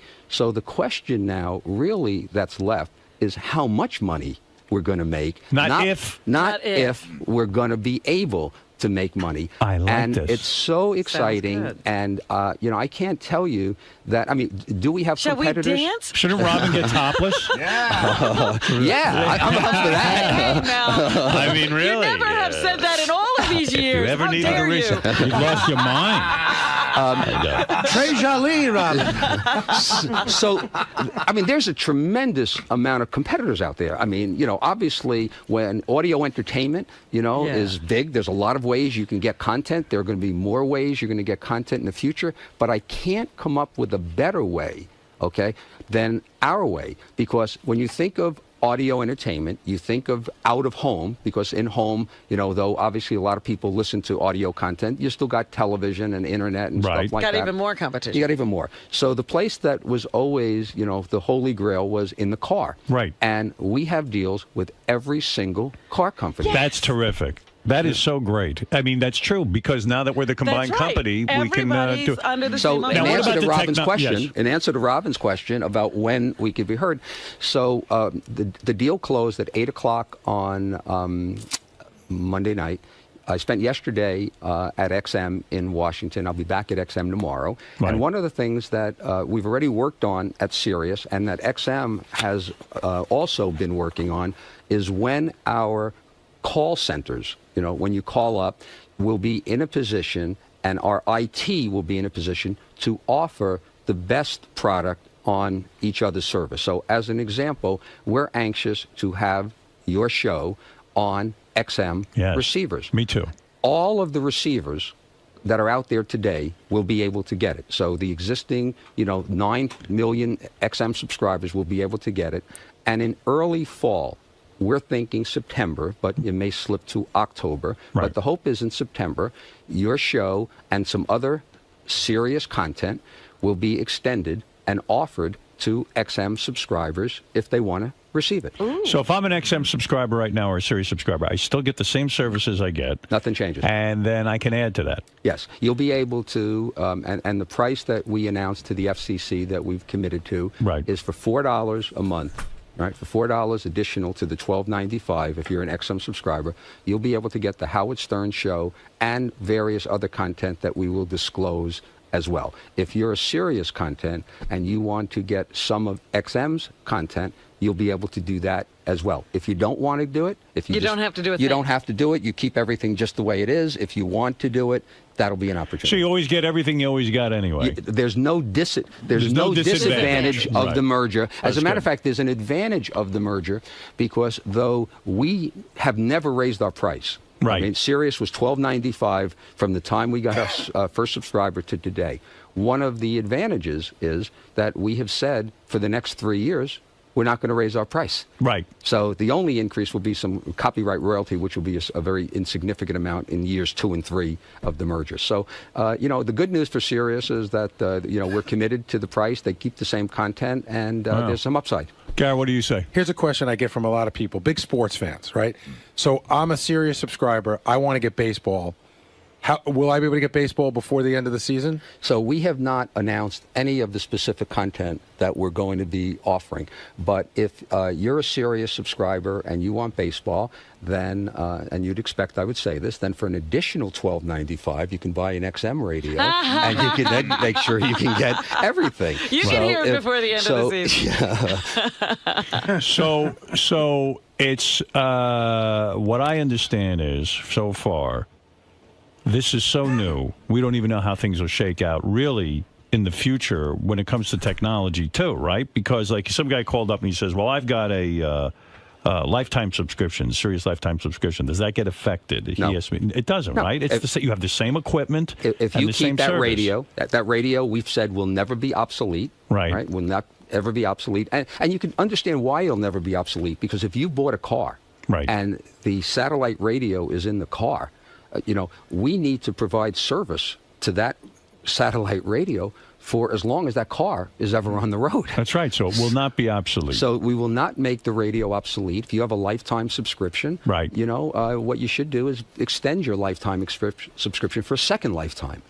Has this whole experience made you sour on government? Honest, be honest. Yeah, it it absolutely is. The process, has just been grueling. The fact that you have congressmen, and I understand this. I mean, I've done this for a fairly long time, that they will write a letter because a local broadcaster in their market, has asked them to write it. And the argument is, gee, I am helping a constituent, or I am helping a contributor. Right. So when you take a look at everything that's going on in this country, housing issues, gasoline prices, jobs, and you see the people who have worked to try to stop this merger, it has to make you frustrated.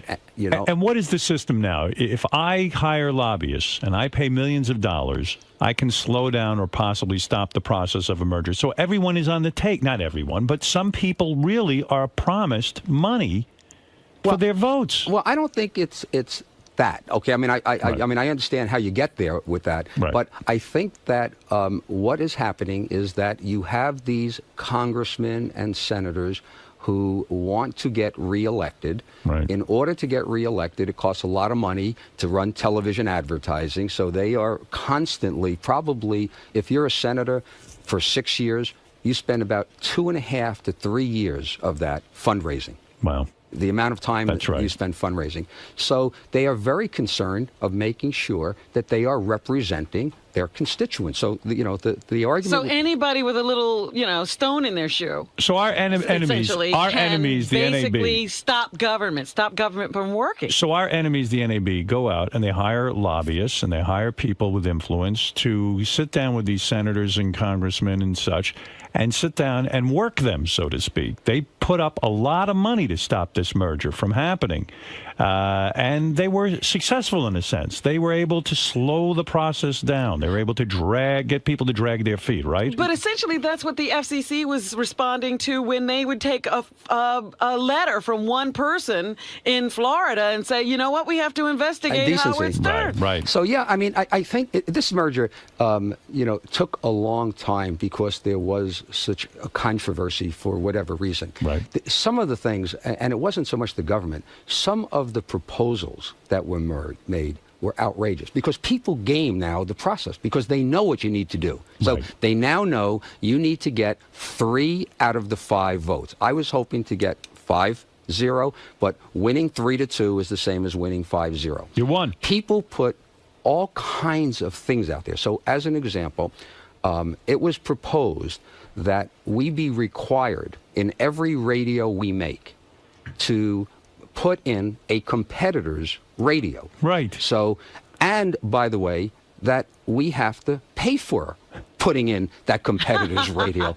And I'm trying to think, this is America. How could somebody say that I have to put in, or we have to put in to our radios competitors' products? Yeah, wouldn't you love if terrestrial radio had to build in our receivers? And I asked that question. Right. And silence. Yeah. Then we had some people who are experienced in the FCC process and knowing this public interest standard is vague and said, we think you ought to give us 25% of your spectrum.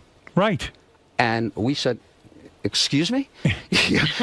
Give you? So our shareholders are now expected to, as a gift to you, because it is in the public interest. I said, I didn't see Clear Channel when they created this large competitive company to us, right? Sitting there giving up any stations.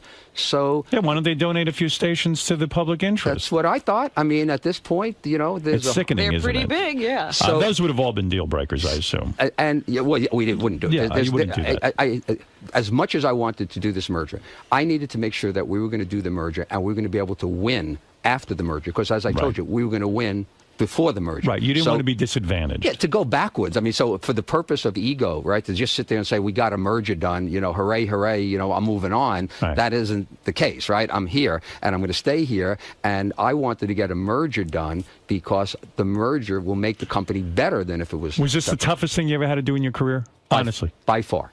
That's it. As silly as that Even getting sounds. CBS and Viacom. Well, I mean, I must have. I did have one dinner with some of the Redstone. I think that was worse. But that was tough. Other than that one dinner, but this was hard. This was the hardest thing I've ever done in my career, and it never should have been because it should have been easy. A piece of cake. You had two struggling companies, never made a dime.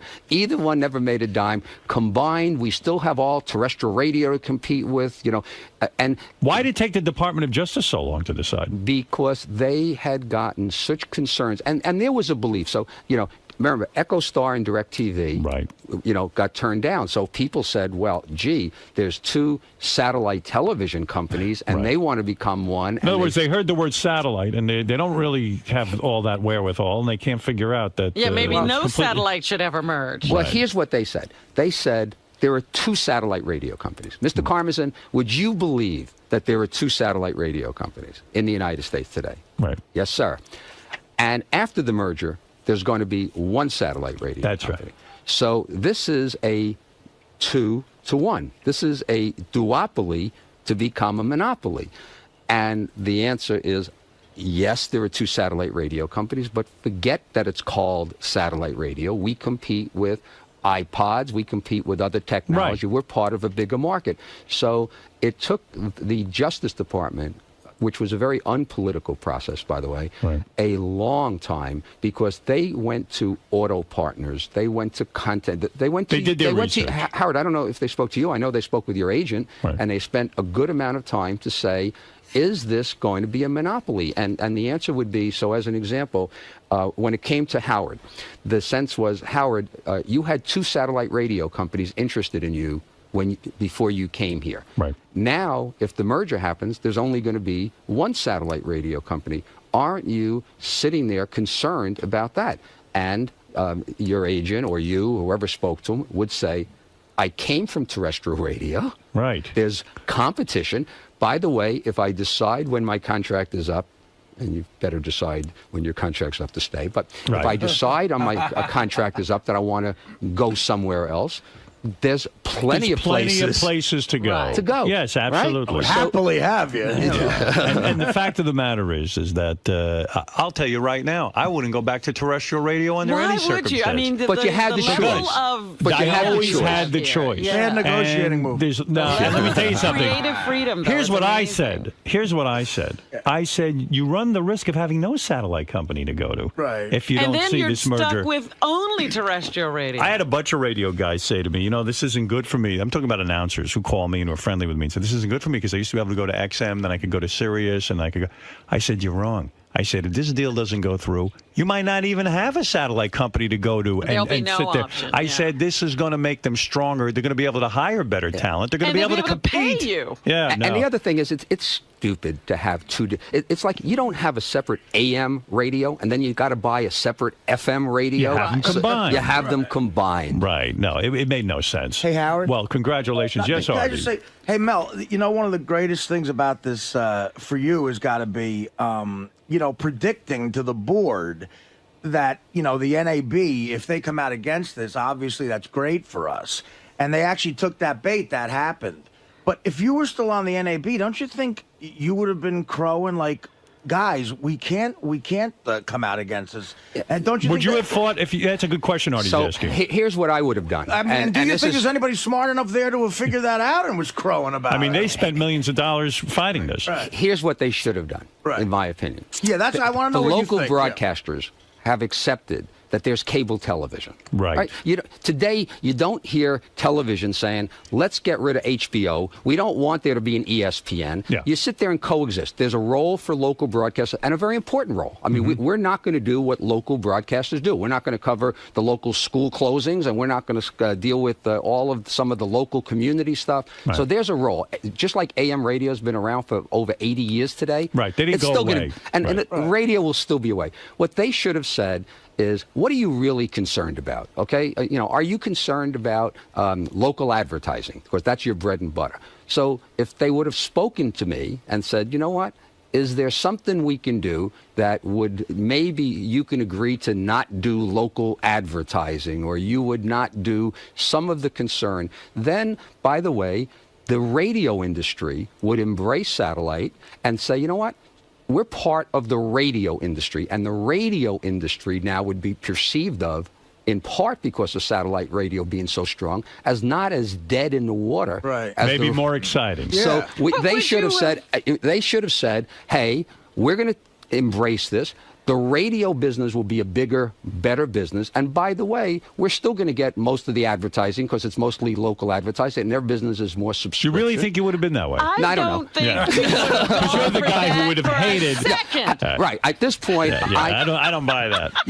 What did I want it to do? I wanted the government to shut down some of these terrestrial radio stations. Well, I'm for that, and I would vote for that. I'd vote for any candidate who could do that. By the way, Mel has been all over the news because of the Janet Jackson thing, and there you were right again. Once again, I must tell you, I did feel a whole lot better about getting the merger approved than winning the Janet Jackson case. You bet. No, it's a great day. That I remembered you were, because they kept showing your face at those congressional hearings as well. I've had my share of congressional hearings. These were the most grueling. What is it, Gary? A lot of people in the office have this question: whose idea was the merger? Like, where did it start? Was it your idea? Yeah, I must and take the responsibility for it as well. So before I joined the company, one of the board members, Leon Black. So before I joined the company, one of the thoughts that I had was, what about combining these two companies? And I had originally heard that idea when I was working at Viacom from Mike Milken, a well-known financier, and Larry Tisch, who I knew well. He's passed away. They wanted me to leave Viacom and to join. This is before you did it, and it wouldn't have been a success because of what you did to satellite radio. That they wanted me to join the company for the purpose of putting it together. So before I joined the company, I spent a good amount of time trying to understand what has been going on and have been working on it for that long.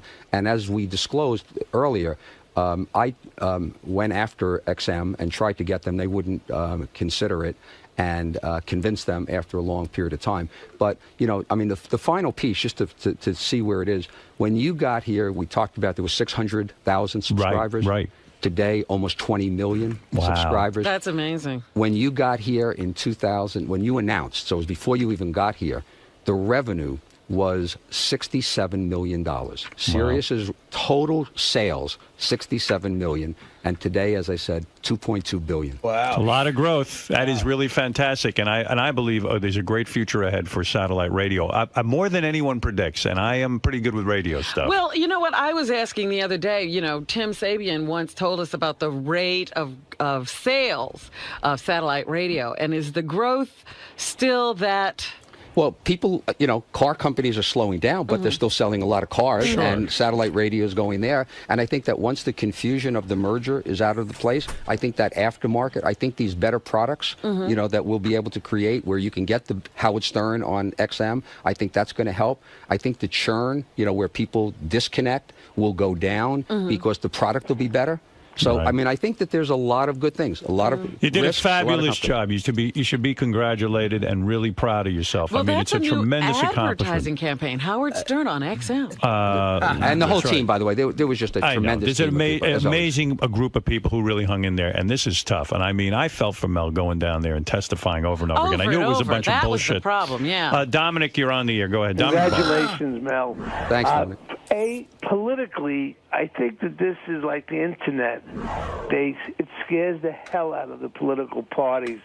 how powerful this really is. Do you agree on that? Yeah, I will tell you that I had a very influential senator that met with me privately who said that I am willing to support this merger if you are willing to conform to terrestrial radio's rules on indecency.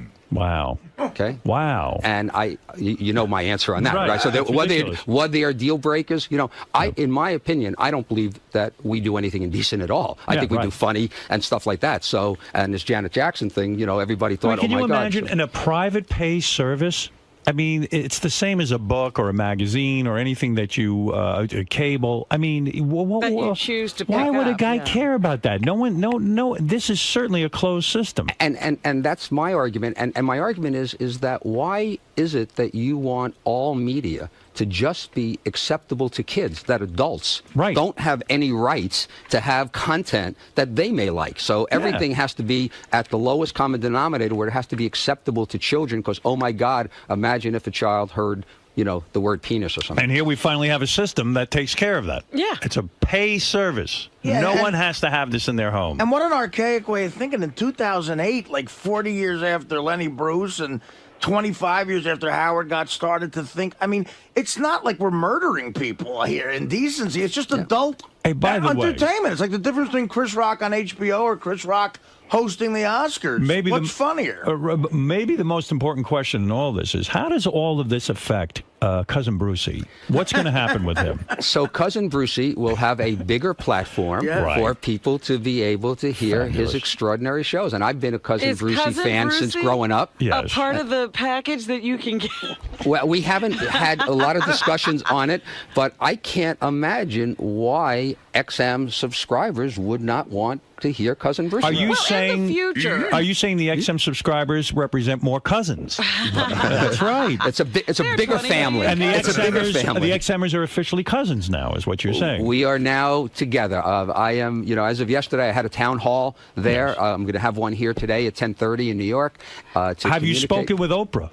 I have not spoken to Oprah, but Oprah had sent she's an old regards. friend, I love Oprah, and I've not seen her in ages. But does Oprah want to meet with me now that we're on the same thing? Let me write that down. To when I do speak to Oprah, I will ask her. Somebody told me there was going to be a joint press conference. You know that what would be great? Yeah, I think Howard I said that, and somebody picked up on it and said they couldn't wait for the joint press conference. One of the bad about the internet, right? I mean, the internet's phenomenal, right? Is that all over the internet was people are asking now, when is the Howard Stern Oprah press conference? I know. And you want to know something? What a great promotion that would be. Oh, my goodness. Can you imagine? And it's only available on satellite. I am volunteering for this right now. Now, if Howard decides to stay, and you said, I think, $2 billion in sales now, by then it'll probably be $5 billion. Will you have to give Howard the entire county of Staten Island? Well, no. What I would Mel say, would never give me the entire county of so, Staten Island. so here's the negotiation with Howard. Yes. What are you, crazy? We have a monopoly. Where are you going to go? You've ruined your reputation with terrestrial radio. You have nowhere to go. Yeah, Howard. You the know man what? always gets me in the end. Back in 19. I guess I've been through 85. Yeah, I got to tell you, I've been through a 85. lot of negotiations with Mel. It's not easy. It's not easy at all. I will put this offer on the table, okay, because of this monopoly we now have. I will give you what we gave you in 85. Oh, excellent. Thank you, Mel. As a matter of fact, you know, there was one time I was going through a negotiation with Mel when we were at K-Rock, and I turned to Mel, and this is just how stupid I am. I said, Mel, you should treat me like you would treat your own son. And Mel looked at me like I'm out of my fucking mind because I'm not his son. Right. And He this said is there's how I one view the problem world. with that. And when I went to a psychiatrist, it was one of the first things they ever brought up. And the psychiatrist looked at me and said, you're going to need a lot of psychiatry. He goes, the guy's not your father. He said, you end up thinking everyone's going to be your father and take care of you. You are so bizarre because my son says to me, why can't you treat me like you treat Howard? Give me that kind of money. I got to talk to that guy. I'm sure Don Buchwald. What is that, Dominic? Don Buchwald, the greatest agent in the world, will only want you to be treated as well as Mel's dog. Well, thank you, Dominic. That's very true. Well, Mel, this is a great day. You know, the one thing, you know, like, it is on everybody's mind, though, is will all of the programming one day be the same, or will there always be two separate sets of programming? So there's probably a closer situation. So, you know, logically, if they have a country music channel that might be better than our country music channel, we'd want to give our subscribers the best. Right.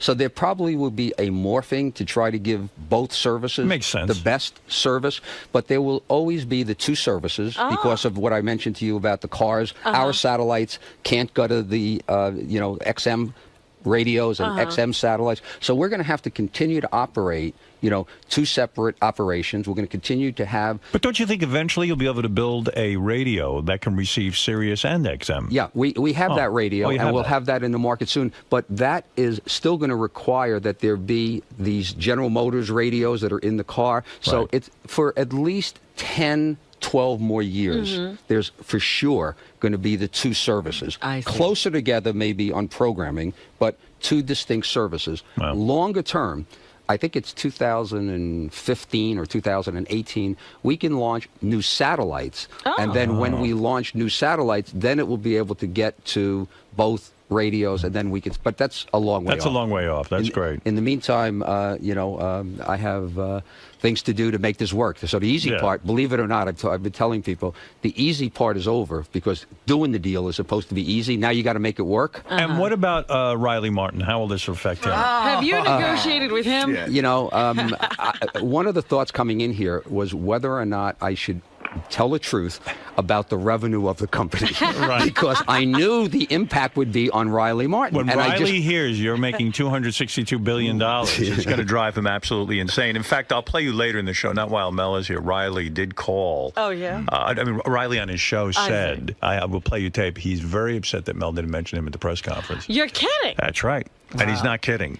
He's not kidding. Marianne from Brooklyn, go ahead. What do you want to say to Mel? I want to congratulate you, Mel, for all your hard work, for all of us, for Howard, for everybody. And Mel, this is too personal. Who are you voting for, Mel? Because whoever you're voting for, I'm voting for. Yeah, it's. I thought I knew who I was going to vote for, and I was hoping throughout this process, you know, I was going to see a distinction, you know, from Republicans and a distinction from Democrats, and knowing how important to my life business is, that one of the issues that would have influenced my voting would have been, you know, on, you know, what is necessary, what is better for our shareholders. And that's because, I mean, a lot of the contributions that I make to political parties comes because I make money here. Right. And but I'm not clear. I know Senator McCain fairly well, and I have really been a fan of his for a long time. And I've not met Senator Obama. So, you know, at this point, I haven't made any decision. Up for grabs. You don't know yet. I could. Are you waiting for the debate?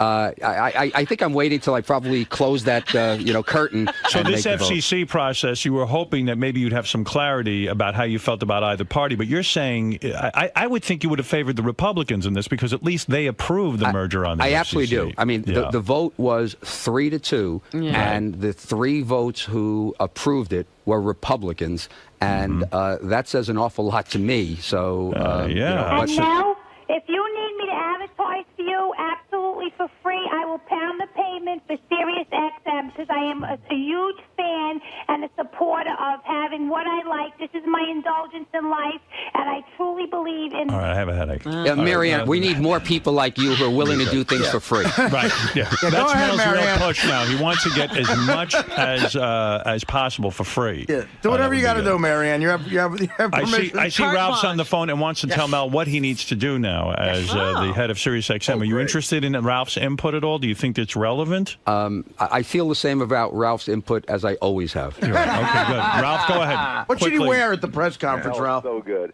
Hey, you know, Mel really is in another world when he's waiting to talk to the candidates to decide who he's going to vote for. Right.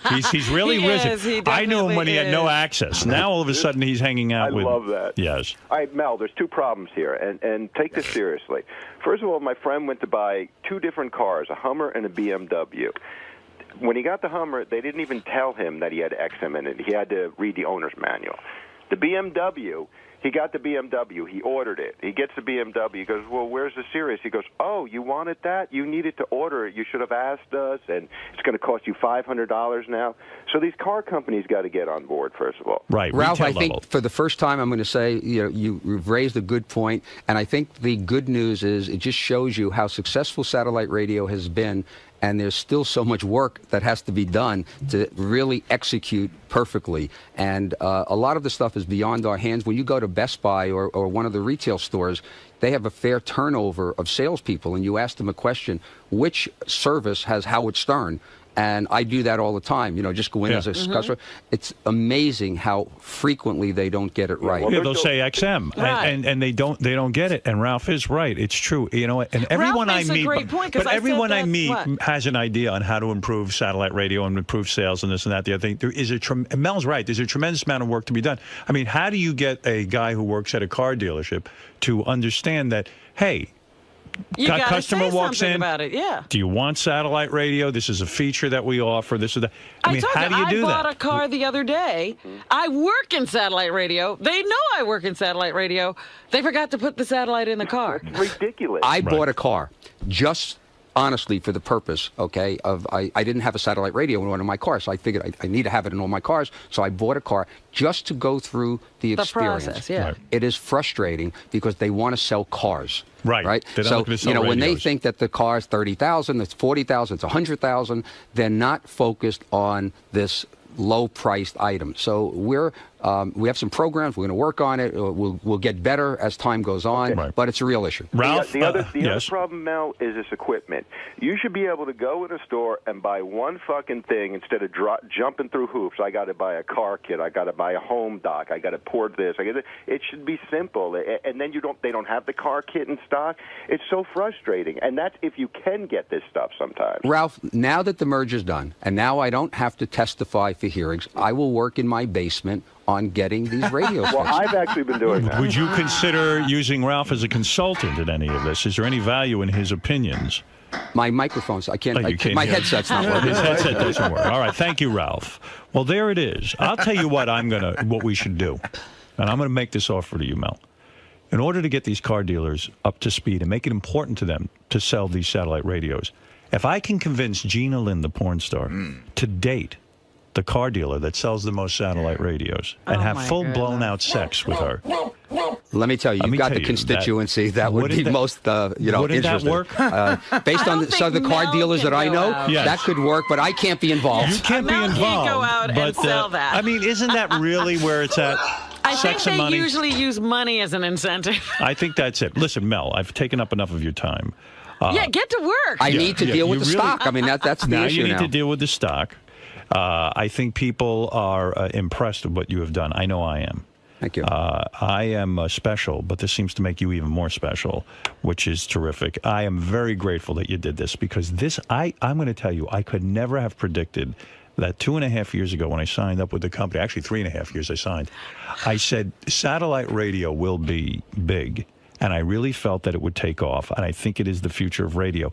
But I never would have thought in 2.5 years the companies would merge. And by the way, in my opinion, and I'm not blowing smoke, but for you, it wouldn't have happened. Right. Because I think the only way it happened was that Sirius became a good competitor to XM because XM was bigger.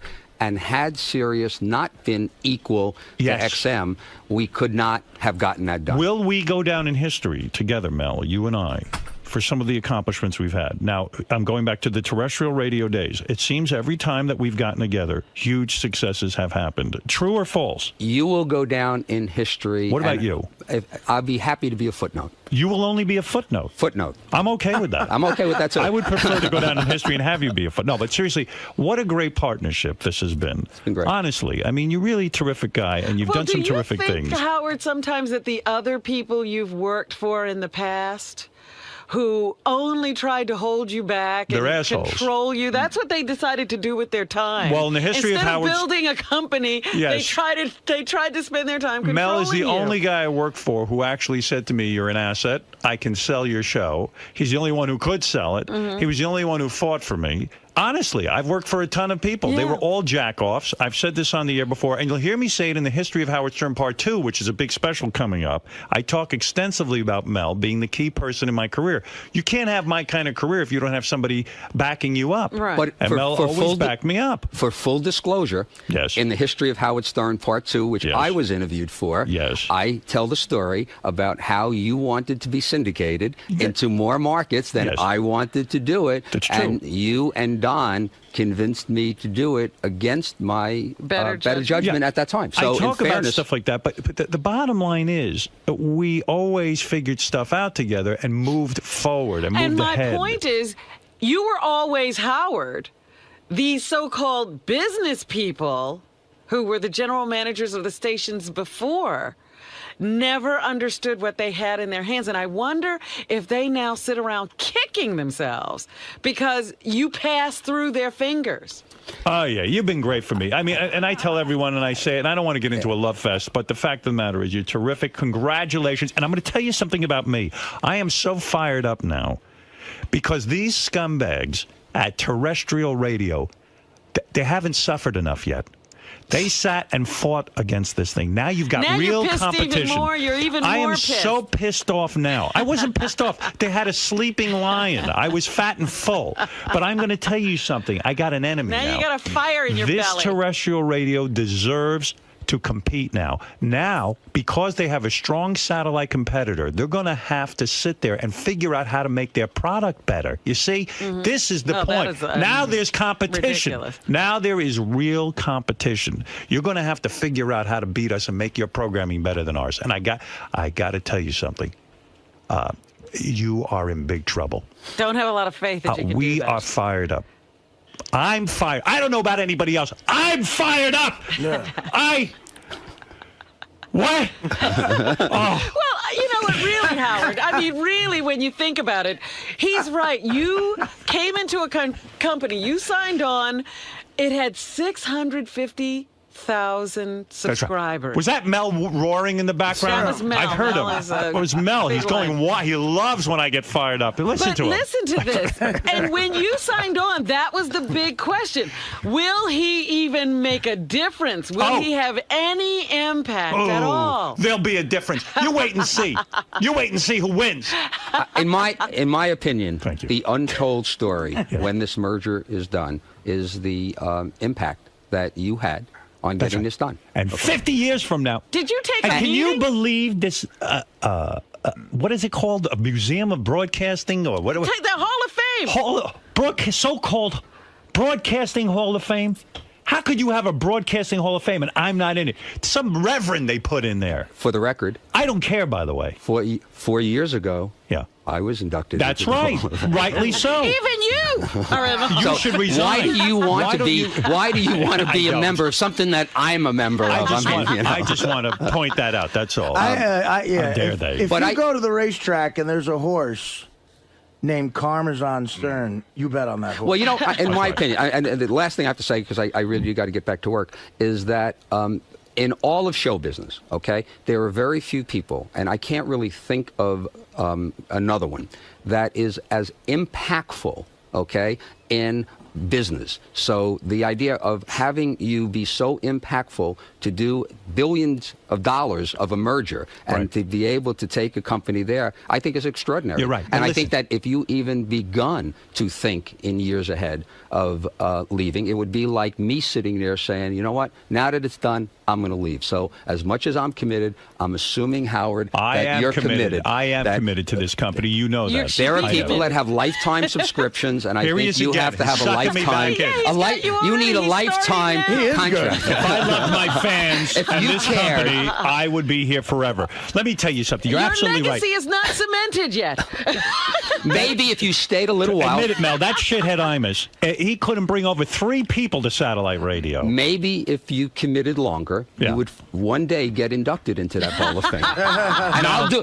If I have to am buy the committed. Hall of Fame, I will buy the He Hall of always Fame. sucks me in. Let me tell you what I'm doing.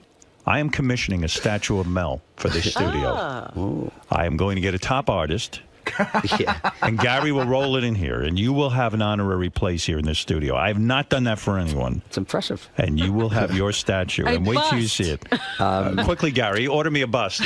All right, listen, Mel, applause. Yes. Congratulations and kudos. Yeah. You have done it, my friend. Thank you. And you, aside from being a dog lover, are a people lover and committed to this company, and I admire your accomplishment. I love what you've done. Congratulations. And for the government to make you wait 18 months and to make all of us wait 18 months was a sin, but you got it done. And again, you're a winner. You're not a loser. If anyone calls you a loser, they're wrong. Okay. You're a winner. Go out of here knowing. All right. What are you going to do? Are you going to celebrate? Well, no. Did you open champagne? Did not. What I'm doing is I got a busy day today because, as I said, this is the first press that I'm doing, and I got a few things that I have to do in that regard. I'm talking to employees at 10:30. I'm going to XM again tomorrow. Are they nervous or something? No, is that they why you have to shouldn't go be. over there? No, I just want to learn more about it. Are they going to stay in Washington? That we're going to have a huge facility and continue to operate in Washington. You know, we have about 1,000 employees. They have a little over 1,000 employees. We're going to operate in both places. Purpose is to learn more about XM so I can integrate the company in a smooth way, and I will have a glass of champagne or more on Saturday. Excellent. We welcome our brothers at XM to the company, and this is terrific. And congratulations. Mr. Karmazin. Yes. So how does it feel to have this huge weight lifted off your shoulders? Well, the weight is still on my shoulders because, number one, we have to make the merger work, and we have to prove that it was the right decision to do it. So just getting the approval is the first step. Making it work is more important. And then we have to create the value for shareholders who own our company. So I think we still got an awful lot of work to do.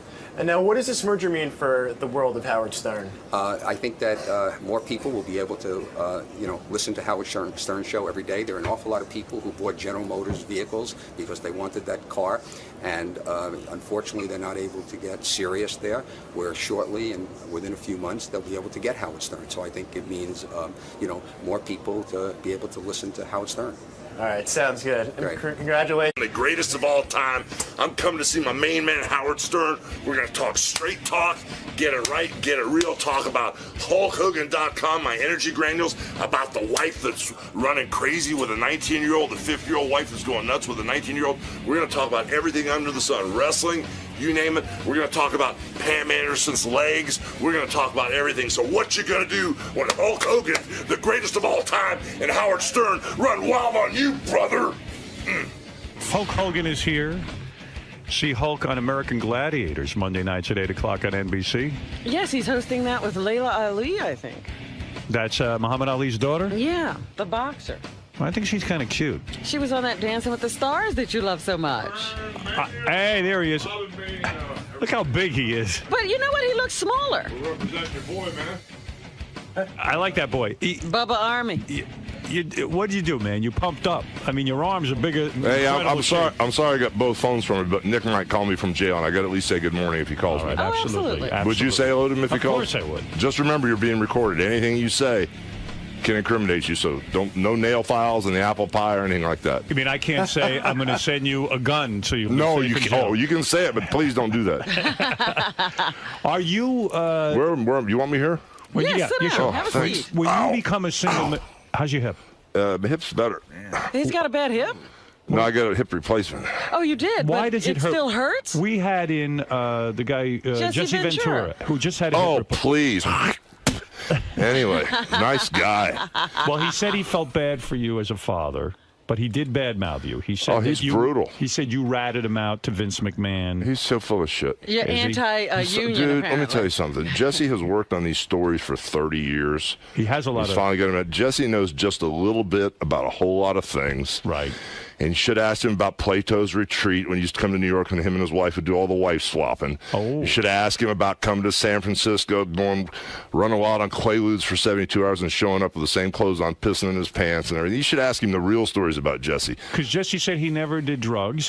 Please. He said he did some testosterone. Oh, please. But Dude. he never smoked weed. He said he never. Dude, I smoked pot with Jesse in the hotel room and his partner Adrian Adonis. Give me a break. Really? Yeah, really. Because he claims, because oh, dude, stop. You got to. But that was back in the 80s. Because we had, what's his name, the Iron Sheik on, and he used to call Jesse the Medicine Man. Oh, yeah. And so... And, What does that mean? Okay, Robin. I don't know these Explain terms. the world to us. It's a What do blue we jay. know? Double blue jay, Double brother. blue jay, yeah. And around. So you guys are hot. You never stop. You're doing great. And I'm just trying to play the second half of the game here. I'm worried about you. I'm First of all, doing better. When you sat down, we have a lot to cover, but when you sat down, you looked like you were in physical pain. Yeah, my back's pretty messed up. What is it I told messed up you- from? Wait a minute. I told you one of the things that used to kill me about his reality show is that everybody's lounging around the pool in the beautiful house, and then Hulk limps out because he has given his whole body to making a livelihood for his family. And it always seemed that, he was not appreciated. Yeah, did you start to feel, because now we can really talk. Did you You start, know we can, brother. Yes. Did you start, Gloves are off. Did you start to feel, And you love it. I do, did you start to feel as a man, shit, I gave my whole body, really, I mean, you're racked in pain. You spent a lot of years hustling on the road for a living. Not that some of it wasn't fun, but a lot of it's pretty dreary. Did you start to feel resentful that, like in a sense, that your family was having such fun and good times, and meanwhile you're down there trying to maintain your physical health? No, I didn't feel resentful. It's just, I couldn't stay ahead of the curve because it was never, it was never, the house wasn't big enough, or we had to move again. So I had to hustle. I actually kind of like retired one time, and then when I saw this big monster house being built, I went to work for Ted Turner for 7 years. And Did Linda put pressure on you and say the house isn't good enough for us? No, she didn't say it was good enough, but she always wanted to move. And like when we went to Miami a few years ago, I remember you didn't want to go there. No, I wanted to stay in Florida, but Brooke was recording there, and so Linda found a house and she wanted to move there. So all of a sudden, Timberland, what's his name? Timberland, the producer was going to buy the home. But instead, I came in like at 7 in the morning with Brooke from the recording studio. They woke me up. Oh, we got to look at this house. We got to buy it. So, Linda talked me into buying this house. This is what I want. This is what I want. Put $14 million into the house. All of a sudden, 6 months later, I'm standing there in the house by myself. Kids gone. I'm going, what am I doing here? Ugh. So, and then, when she moved out to L.A., she got this rental house in Brentwood, $22,000 a month. Why did she want to live in L.A.? Because her family's from there. But why did she have to move you and spend $14 million in California if she wanted to move to L.A.? Yeah, brother, you got to fix what's wrong on the inside before everything works on the outside. You know what I'm how saying? Miserable I knew you were when we were at Bubba's wedding, and you walked in carrying that big box, whatever the hell the gift was. Right. You looked like you just wanted to kill yourself. You're carrying this big box. He said, this guy needs to get laid so fucking badly. The other thing was Linda was there, and she was holding hands with a girl. I'm telling. Oh, I can't even remember. Oh, you want your lawyer on the phone? I'll put him on. I'll keep him up. David Houston? Yeah. All right. Dave, you want to be on here? I know you said you want Dirty to. Dave. Terry, how are you? I'm doing great, man. Hey, Dave. So anyway, I knew you were miserable that day. I said, this guy's aching to get out there and play around a little bit. But at the beginning of the reality show, did you know your marriage was in trouble? Yeah, I did. We had problems. I remember, I was married 23 years. I remember about the 3-year mark when we started to have a few little problems. I went to her parents and I said, Gail and Joe, I said, hey, Linda's kind of wild, and I'm having some problems with the wine and this and that. They go, well, you married her. I went, oh, thanks. I mean, like nobody told me. Problem now. Like they were having to get rid of her. I went, oh my God. Hey, I know I'm jumping all over the place. Brooke's thinking of doing Playboy. You're going to let that go down? Here's what's going on. What's going on? Brooke, when she was 16, got a call to do Playboy. That's crazy. So I called him back and I said very gracefully, she's only 16 years old. Thanks for the call. We appreciate the interest. Bang. So now all of a sudden, her reality show's taken off. She did some really great numbers the last couple of weeks. I've been watching the show. I have too. Yeah. Playboy, she said to say hello too. She loves you. I love you. Playboy called and said, we want you on the cover of the 55th anniversary where they'll have Drew Barrymore, Marilyn Monroe, and everybody inside. So she calls me and asks me what I think. I said, well, the first thing you say on a business call like that is we're very interested. Let us find out more about it. Right. Now, Playboy could be something where they just got you on the cover and they do nice little pictures, or Playboy could be where they get you on the cover and they want the full-blown spread. And you have to make that decision. Right. Because it's a major career momentum-shifting move, which can make your career skyrocket or it can put you in the tank. So you got to be real careful. So you would be okay with it if she decides to do it? You know, bro, I'm not okay with it because I got this old redneck, old school mentality, which is barbaric. But at the end of the day, Brooke is 20 years old, bro. And I did this whole bluffing act of don't talk to Brooke, don't look at her until she was 18. Right. But I'm pretty easy, bro. I'm not like a double standard guy. I mean, you know, I can't, you know, run the game one way, then have the rules different for somebody else. But I said, Brooke, you really have to think this through and make the right decision. Timing-wise. Would you look at the pictorial? No, hell no. You would never want to see your daughter. No, But God, you I put wouldn't either. suntan lotion on her butt. Yeah, well, I put baby lotion on her butt when she was a baby, too. She's my daughter. You're catching a lot of shit for that, right? You know what? That's all. You know what? It's in the bottom of somebody's birdcage the next day. Who gives a shit anyway? You know, but at the end of the day, you know, if Brooke makes that choice, I'll support her. I think right now it's the wrong time. Really? I think it's the wrong time. I agree, now. and I'll tell you What why. is the right time? Because I don't know. Probably down the road when she needs to. Well, you can ask Pam Anderson. She knows when the right time is. Hell, I don't know. I've never done it. No, Brooke's got something going on now. She doesn't need She's doing. it. She doesn't Thank need you. it. Yeah. And the best time for her to do it is when Hulk is dead. I see. That's the best All time right. to do it. Let him pass away, and then she can go in the fucking magazine and be Once naked. he's 6 feet under. Huh? Yeah, I like her. I find her charismatic. He is fascinated. I watch the show every week, and I don't even know why. Let me tell you one thing about Why Brooke. do I like that? I got to tell you one thing about Brooke. She is the most honest, pure, nicest person. She doesn't have a bad bone in her body. She is loyal to a fault. You think the guy she could that be- ends up with her? Yeah, but hold it. You What? think she could be a good wife? She's been spoiled her whole life. No, you bro, have she hasn't been totally, spoiled. Yeah, you have given her a lifestyle. You forget. You've given her an incredible lifestyle. She's used to getting whatever she wants. She lives in a luxury Bro, condo. she works her ass off. Yes, but still, she's going to expect some guy to take care of her the way you do, and you take care of her. Well, why would you unbelievably. marry somebody and lower your standards or even make a lateral move? Did you ever have to spank her when she was a kid? This is the truth, the honest truth. When she was like, she still had diapers on. Right.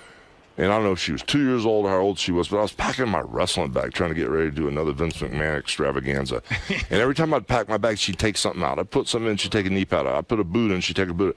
And I hit her on the butt on the poopy diaper. Right. And I still never heard the end of it. I mean, I smacked her one time on the ass, and she still talks about it. I would have to spank her. You know what? I'm looking at you're his brutal. finger, and he has a tattoo. Oh, I'm getting that removed. What is that?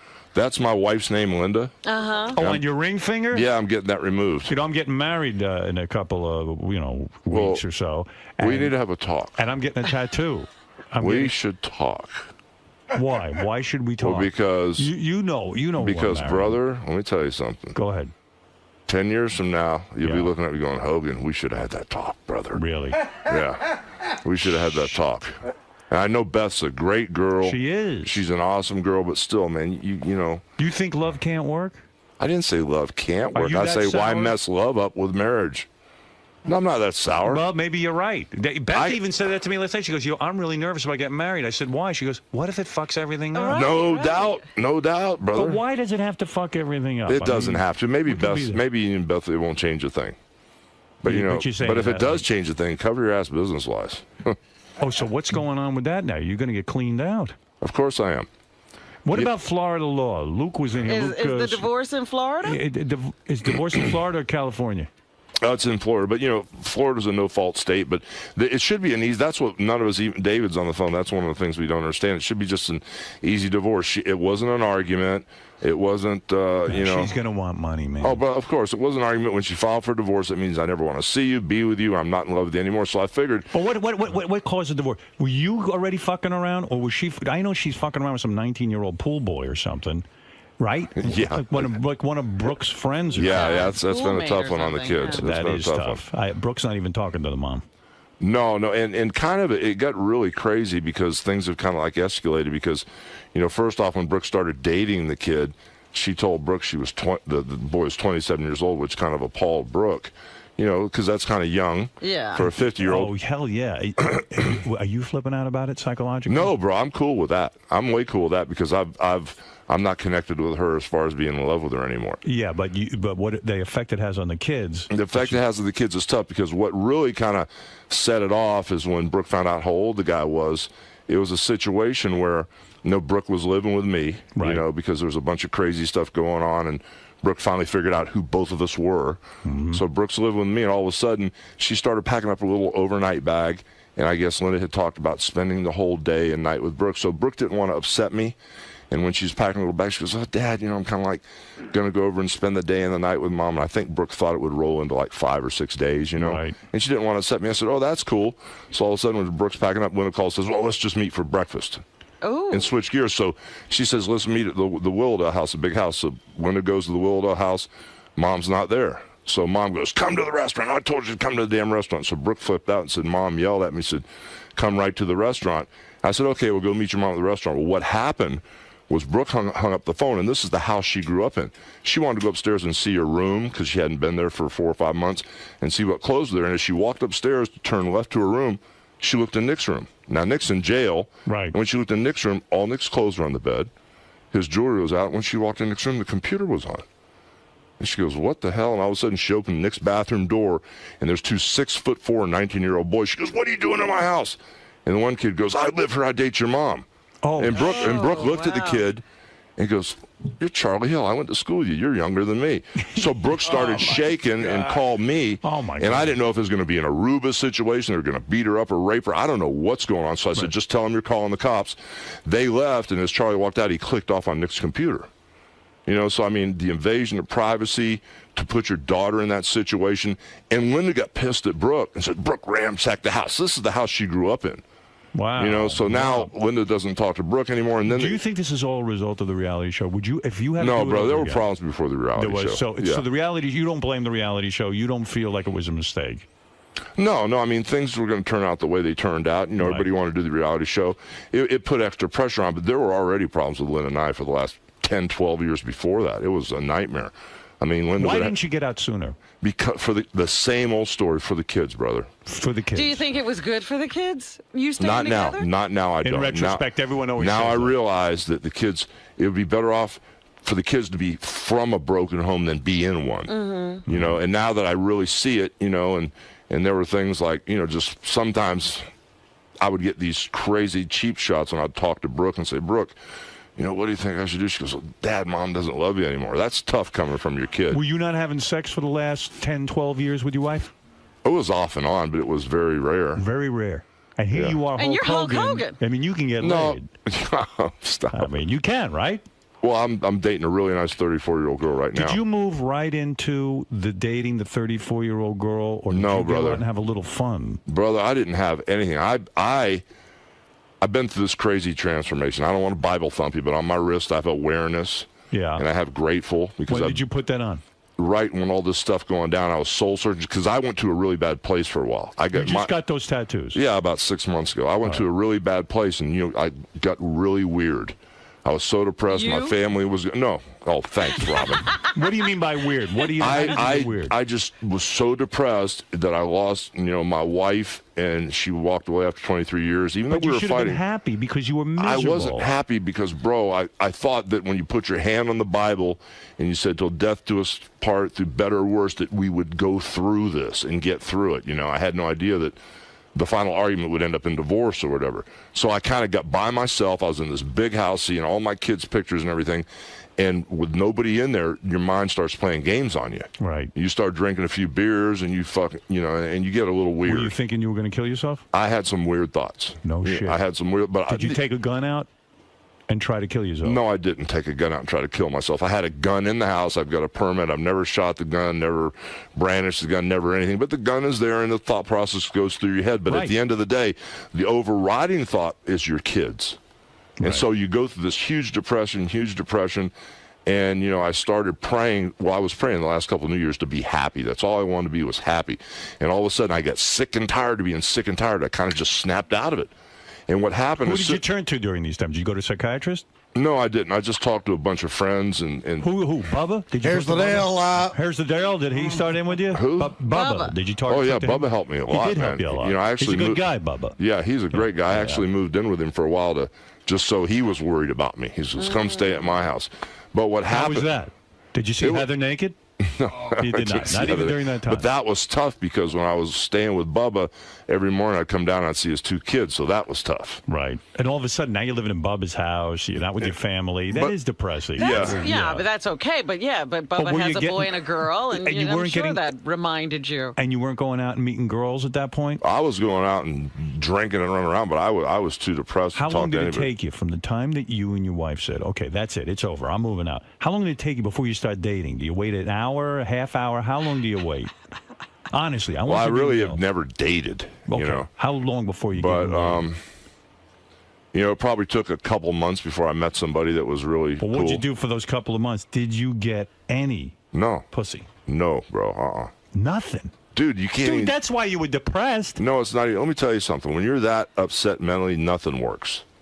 Oh, that works. No, it doesn't. Trust me. Okay, well, okay. You've never been that You should have depressed. called me. Never mind Bubba. Well, I you're would've not my told- type. I would have told you what to do. You Jeez. could've- I'm not your type. No, but it's, you know, the thing was I just get sick and tired of being sick and tired. In the last couple of years, I just prayed to be happy. And I thought you were happier. Like when I see you at the wedding, when you're hanging out with your daughter and your son, you were way happier, felt way younger, way more forceful than when you were standing next to your wife. Yeah. Well, let me tell you what happened to me. I actually didn't think I could go to this buyer's meeting and sales meeting for Walmart. Right. And I had Hogan Energy and Walmart. And all of a sudden, you know, I went to Texas. I didn't think I'd go, and I spent 2 days there talking to the buyers and everything about Hogan Energy. And on the way back on the plane, I was moaning and complaining to some guy in first class, and this lady tapped me on the shoulder. She goes, "You need this book." And all of a sudden, I looked at my watch. I had like an hour on the plane, so I can read real slow and microscope a script, a 100-page script, and take 8 hours. Like I'm blocking it and shooting every scene. Or I can speed read through a 100-page script in like 20 minutes. So I started speed reading through this book, and I saw what it was. I broke a sweat. I went, "Oh my God, I don't want to give this book back." And as I was reading it and flipping out, right when the landing gear was going down, the lady goes, "Keep the book." And the What book is the was book? The Secret.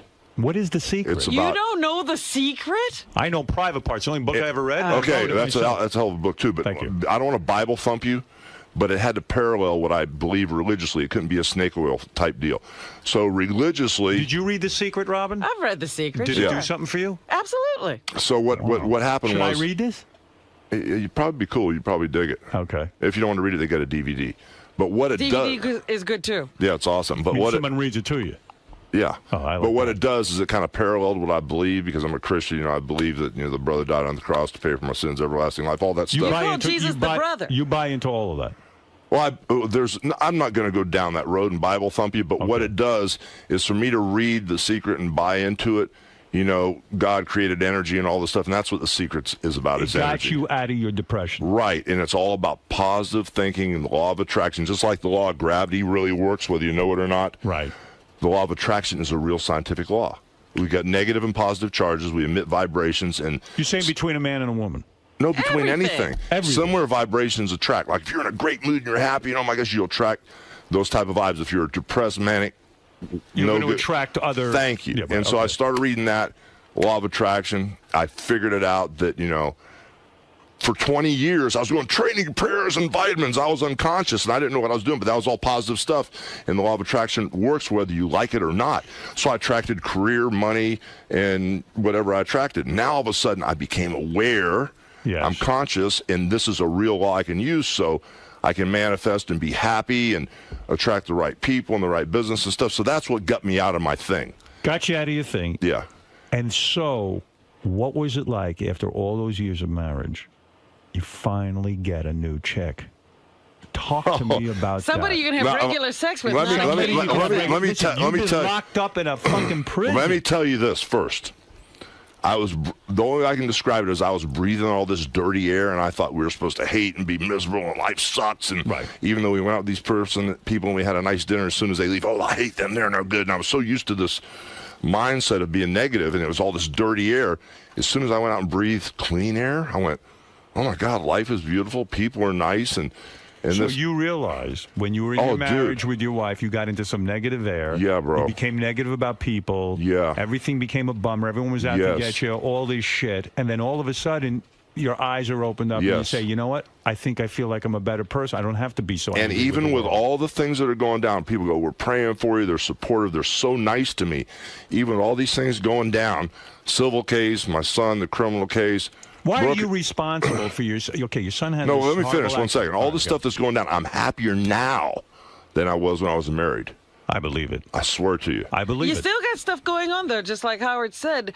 You know, those tapes came out of the prison conversation. But that doesn't seem right to me. Like, isn't that private shit? We're going to court now to decide if that's public content, because if that's the case, why haven't we heard the Charles Manson tapes?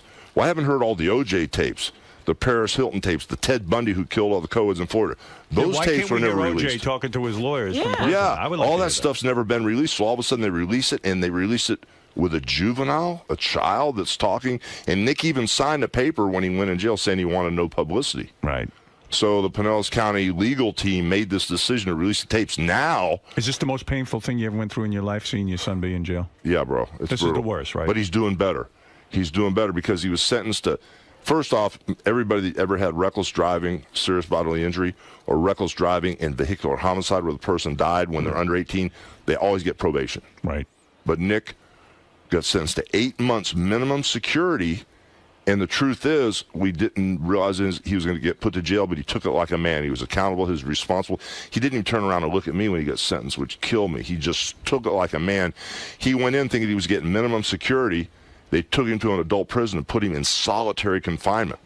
Wow. I mean, this isn't just maximum security where, the murderers and the rapists, hang out. This is where the murderers and the rapists fight each other and attack the guards. They put him to solitary confinement to punish him.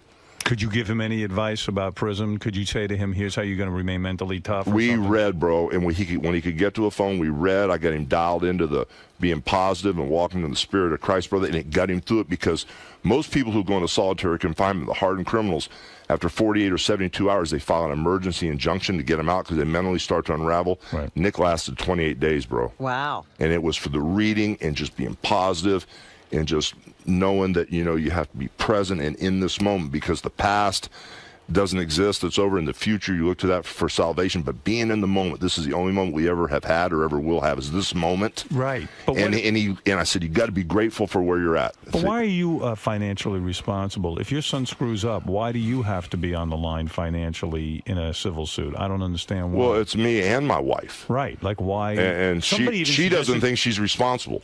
She wanted custody of Nick, and she wanted to take Nick in. David, you still there? Yeah. Hey, Howard. Yeah. What they're saying is because he's a juvenile, they're the parents, and they're alleging under Florida law that makes the parents responsible because he's still a juvenile when this crash took place. Oh, I see. So that means you're but you got insurance. It's a car accident. You don't have insurance. I had minimal insurance because Linda told my bookkeeper we didn't want to pay expensive insurance, so we basically had no insurance. Oof. Oh, shit. Wow. Yes, sir, brother. Ooh, yeah. Oh, so you got a lot going on, man. Yeah, but it's all cool, man. I'm happy. You're not going to crack. No, I'm good now. I could have, but now I'm good. So now you got lawyers working on it, like Dave here on the phone, and he's working things out. Right. But it's a lot of pressure on you mentally. I mean, come on. It is, brother, but you know what? You worked your whole life. You banged your body up. I mean, you've been through a lot of shit. Yeah. You hustled. So now to have your financial empire, you got your wife involved in trying to figure out how much money she's going to get. You got she wants it all. She wants it all. All of it. And then you got this lawsuit through what happened with your son. How much wrestling did she do? She did none, but I mean, she was on the Hogan Knows Best for 4 years. She ran a restaurant for 6 years. She's generated income, but now she's acting like she can't work, of course. Mm-hmm. And, she wants to make a career out of me, whatever she can do. And she wants all the trademarks and all the, just everything. It's like she wants it all. How are you going to sort this? It's going to take years to sort all this out, isn't it? Whatever. Yeah. It's all good. So tell me about something good so you finally, this is what I want to know. You've been married, you were married, what, 34 years? 20-something? 23. 23 years with the same woman. I don't know. I don't know if you fucked around during the marriage or not. But he's not answering. He's not answering. Don't answer anything, Terry. Don't answer anything? Are you serious? No, wait a second. Are you serious, David? Yeah, no, you can answer other things. Other things. Don't answer that? Of course not. Oh, I was going to listen, answer it. Some guys, well, no, seriously, some guys during their marriage do, They fall. she might have had a little something on the side. You might have had a little something on the side. Who knows? I don't know. I mean, you saw Jesse Ventura at Plato's Retreat, or you just heard about it? No, he used to wear the Plato's Retreat shirt on TV doing interview and brag about him and his wife Terry going there. Oh. So you went there too? No, I didn't go there. I just listened to the stories. Oh, okay. But I'm just that was in New York, Plato's Retreat. Yeah. So then, in other words, if you were kind of, but here you are, a single guy. Yeah. You're famous. You know, all of a sudden you're now a free man. You can breathe the free air, as you say. Yes. Is the chick the one that kind of looks a little bit like your ex-wife? Looks a little bit like Brooke? She got the blonde hair. You know what they say? They say blondes all look alike. I mean, if you look at her, she doesn't look anything like Linda. But you might in have a type. Oh yeah, well I was attracted to her because I was stumbling around this health food store, Nature's Food Patch. I was stumbling around, and all of a sudden, I was looking for these animal crackers. Right. Because I love these organic animal crackers, and I couldn't find the damn things. And here's this blonde-haired girl in the aisle, and I said, "Excuse me, do you work here?" She goes, "No." I said, "Well, do you know where the animal crackers are?" And I looked at her eyes because my eyes look like they're always bleeding. I'm so tired and they're irritated, and I need some surgery on them to clean them up. There's these little things from the sunspots that I've got. And I said, "Why are your eyes so white? I've never seen anybody's eyes so white." I thought maybe she was on something. I didn't know. Right. She goes, "No, I just eat all organic food, and here's the animal crackers." So. And I just remember talking to this girl, and she had this aura about her, this positive vibe. How did you get her number? I didn't. And then about 2 weeks later, I ran into her in that same health food store again, but this time... Did you go back looking for her? No, I didn't. I was walking around with my tail between my legs at present. About 2 weeks later, I went back and ran into her again. But this time, not only did I notice her eyes, I noticed her booty, too, and everything else. Yeah. And I started talking to her, and she was an artist, and... this and that and the other, and she worked at Delta for 8 years, and she'd seen me in Cincinnati, and she'd seen me in the Tampa airport, and we started talking. So I asked her for a number. So you ask her for the number, you call her up. Right. Now, where does the famous Hulk Hogan go with a chick on a date? I mean, you're going to be observed by everyone. You got to go be on. No, I didn't go on a date, man. I just went by her house and hung out with her. And you went to the house and hung out. Yeah. And I imagine big things happened. Well, it took a while, brother. She's straight as an arrow. What are you talking about? Well, she doesn't drink. She doesn't drink. She doesn't do any drugs. She's straight as an arrow. I still. How long did I heard the F word every day of my life for 23 years. I still haven't heard a cuss word out of her yet. How long does it take you to get a good girl like that? How long did it take you to get her in pants? Dude, I ain't going there. What are you talking about? I ain't going there. You figure it out. You know the answers to everything. 2 weeks. 2 weeks. Quicker. Son of a bitch. No kidding. You still have it. She wanted it. So you spent a lot of time making out, this kind of thing, a little bit of romance. That must have been fun. Let's say in a week. It was different. All of a sudden now, you're inside a new woman. Is it the greatest? Stop. Come on, let's be honest. Stop. Was it the greatest? Was it unbelievable? She's awesome. She's awesome. That's all I can say. And She's you're awesome. going to stay with her. You're going to get into another long-term relationship? But everything in this world is a run. Some people have little, like in the wrestling business, how long was your run in New York? Well, I was in New York a couple months. Well, Hogan, how long was your run in New York? So you don't 20 know? years. You know, I take it one day at a time. She's awesome. Did you tell her you just got out of a long marriage and you're going to be fucking other women? Did you I tell didn't her that? tell her. No, I didn't tell her You did not that. discuss that with her? No, I'm not that type of guy. If I'm locked in with somebody, I'm all the way in or all the way out. You are? Yes, I am. All the way in or all the way out. All the way in or all the way out. I respect that. You know what? She's awesome. You need a period of time, though, where you're going to go out, whether it be 6, 7 months, maybe a year.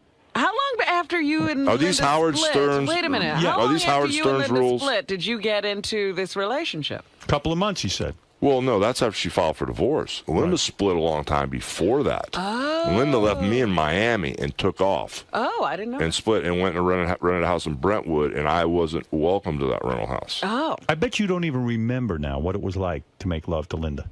I don't even remember the last time I was with her. Wow. It's been that long. Jesus. So now what are we going to do about Bubba? Bubba? What do you mean? Bubba's rolling. Bubba's weight. Oh. Hey, yeah. Where is your role in all of this? Well, he's got his own gym now. You got his own in gym. Tampa. He's twice the size of when I last saw him.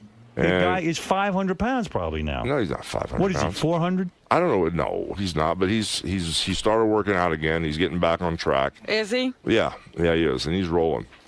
You got to motivate this guy. Yeah, well, when he was working out with me every day, he was good. Now I can't even work out my own gym at my house. What kills me, you talk about my wife and this 19-year-old guy. First off, Linda in that Tampa area, nobody likes her because she's been mean to everybody. Does that bother you? Because it's a reflection of you, too. Yeah, well, not anymore. Everybody knows when I grew up. Everybody knows me, and they know she's got her own deal. And this 19-year-old guy being with her doesn't bother me. What bothers me is him being in my house, sleeping in my bed, working out in my gym, driving my cars, bro. That's the thing that bothers me. Jesus, of course. This is everything you worked for, and that's some house. It's not and some the thing little is, dump. Bubba's strong in that area, Yeah. And he's unloading on Linda, and now Charlie Hill's getting the effects of, being on the wrong side. Right. So it's getting crazy. Jesus. Well, Things are a I mess. read a quote from you the other day that you said that Linda, of all the, you had a lot of dirty tricks played on you in wrestling, but she's been the dirtiest trickster of all. Well, she took it to really crazy, crazy levels because, there was a situation down in Miami where after Linda left, well, it wasn't even after Linda left. It was before Linda left.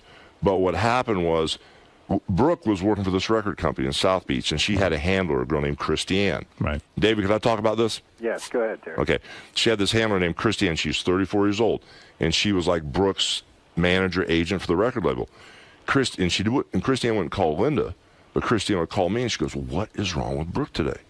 Why is she crying again? What is wrong with Brooke today?" She said her mother kicked her and cussed her out. What is wrong with Brooke today? I didn't think it could get any worse. And it was every day she'd call him because Linda used to browbeat Brooke every single day. Wow. I don't know. It just went on and on and on. So anyway, at the end of the day. So in front of the cameras, everything was an act because she seemed like she was real good mom. Yeah, we got some serious B-roll from Hogan Knows Best. Wait till you see some of this stuff. That might end up in court. Ooh, yeah. It could end up in court. Yeah, but anyway, to make a long story short, finally, Christiane called one time, and I was the one that had nosedived and crashed because it was one of those things where, F you, I hate you, I don't love you anymore, get a divorce, I'm sick of this crap. And like Linda left the day before Thanksgiving, I cooked my first turkey in 23 years, and the kid's going, "Is Mom going to be here for Thanksgiving?" And all of a sudden she came home 4 or 5 days later, which is totally insane. So anyway, when Christiane called, I was crying like a baby, all upset, freaked out. She goes, "Oh my God, what's wrong with you?" So we started talking. So eventually we hooked up a couple times, Right. and it didn't work out. It wasn't the right thing to do. But anyway, a year later, something happens. Brooke's in Miami. The word goes around. Brooke finds out about it. Oh, yeah. It flipped Brooke out. That you banged her assistant, her co-worker there. Right. So Brooke flipped out. Understandably, I was wrong. There's no way you can justify it. Shouldn't have done it. Right. But anyway, at the end of the day, Linda and her Miami attorney, Branco, jumped on it. Brooke was at her house filming Brooke Knows Best, putting her makeup on, and they came and signed these papers. So what happened was Brooke signed this paper. I seen my dad, or heard my dad fighting with my mom, the gun, he threatened her life, and Brooke signed all this stuff. So check this out. Now they split. Later in the day, they reworked the draft to get the verbiage the way they wanted. They try to get Brooke to sign it again. So the second draft comes and Brooke crosses it out, says none of this is true. These are all lies. Don't use this. So Brooke, when Brooke moves into me, she's got this huge guilt trip. She explains to me, I said, "Brooke, don't even worry about it. Good. Children get manipulated all the time in divorces. Just don't even worry about it. When the time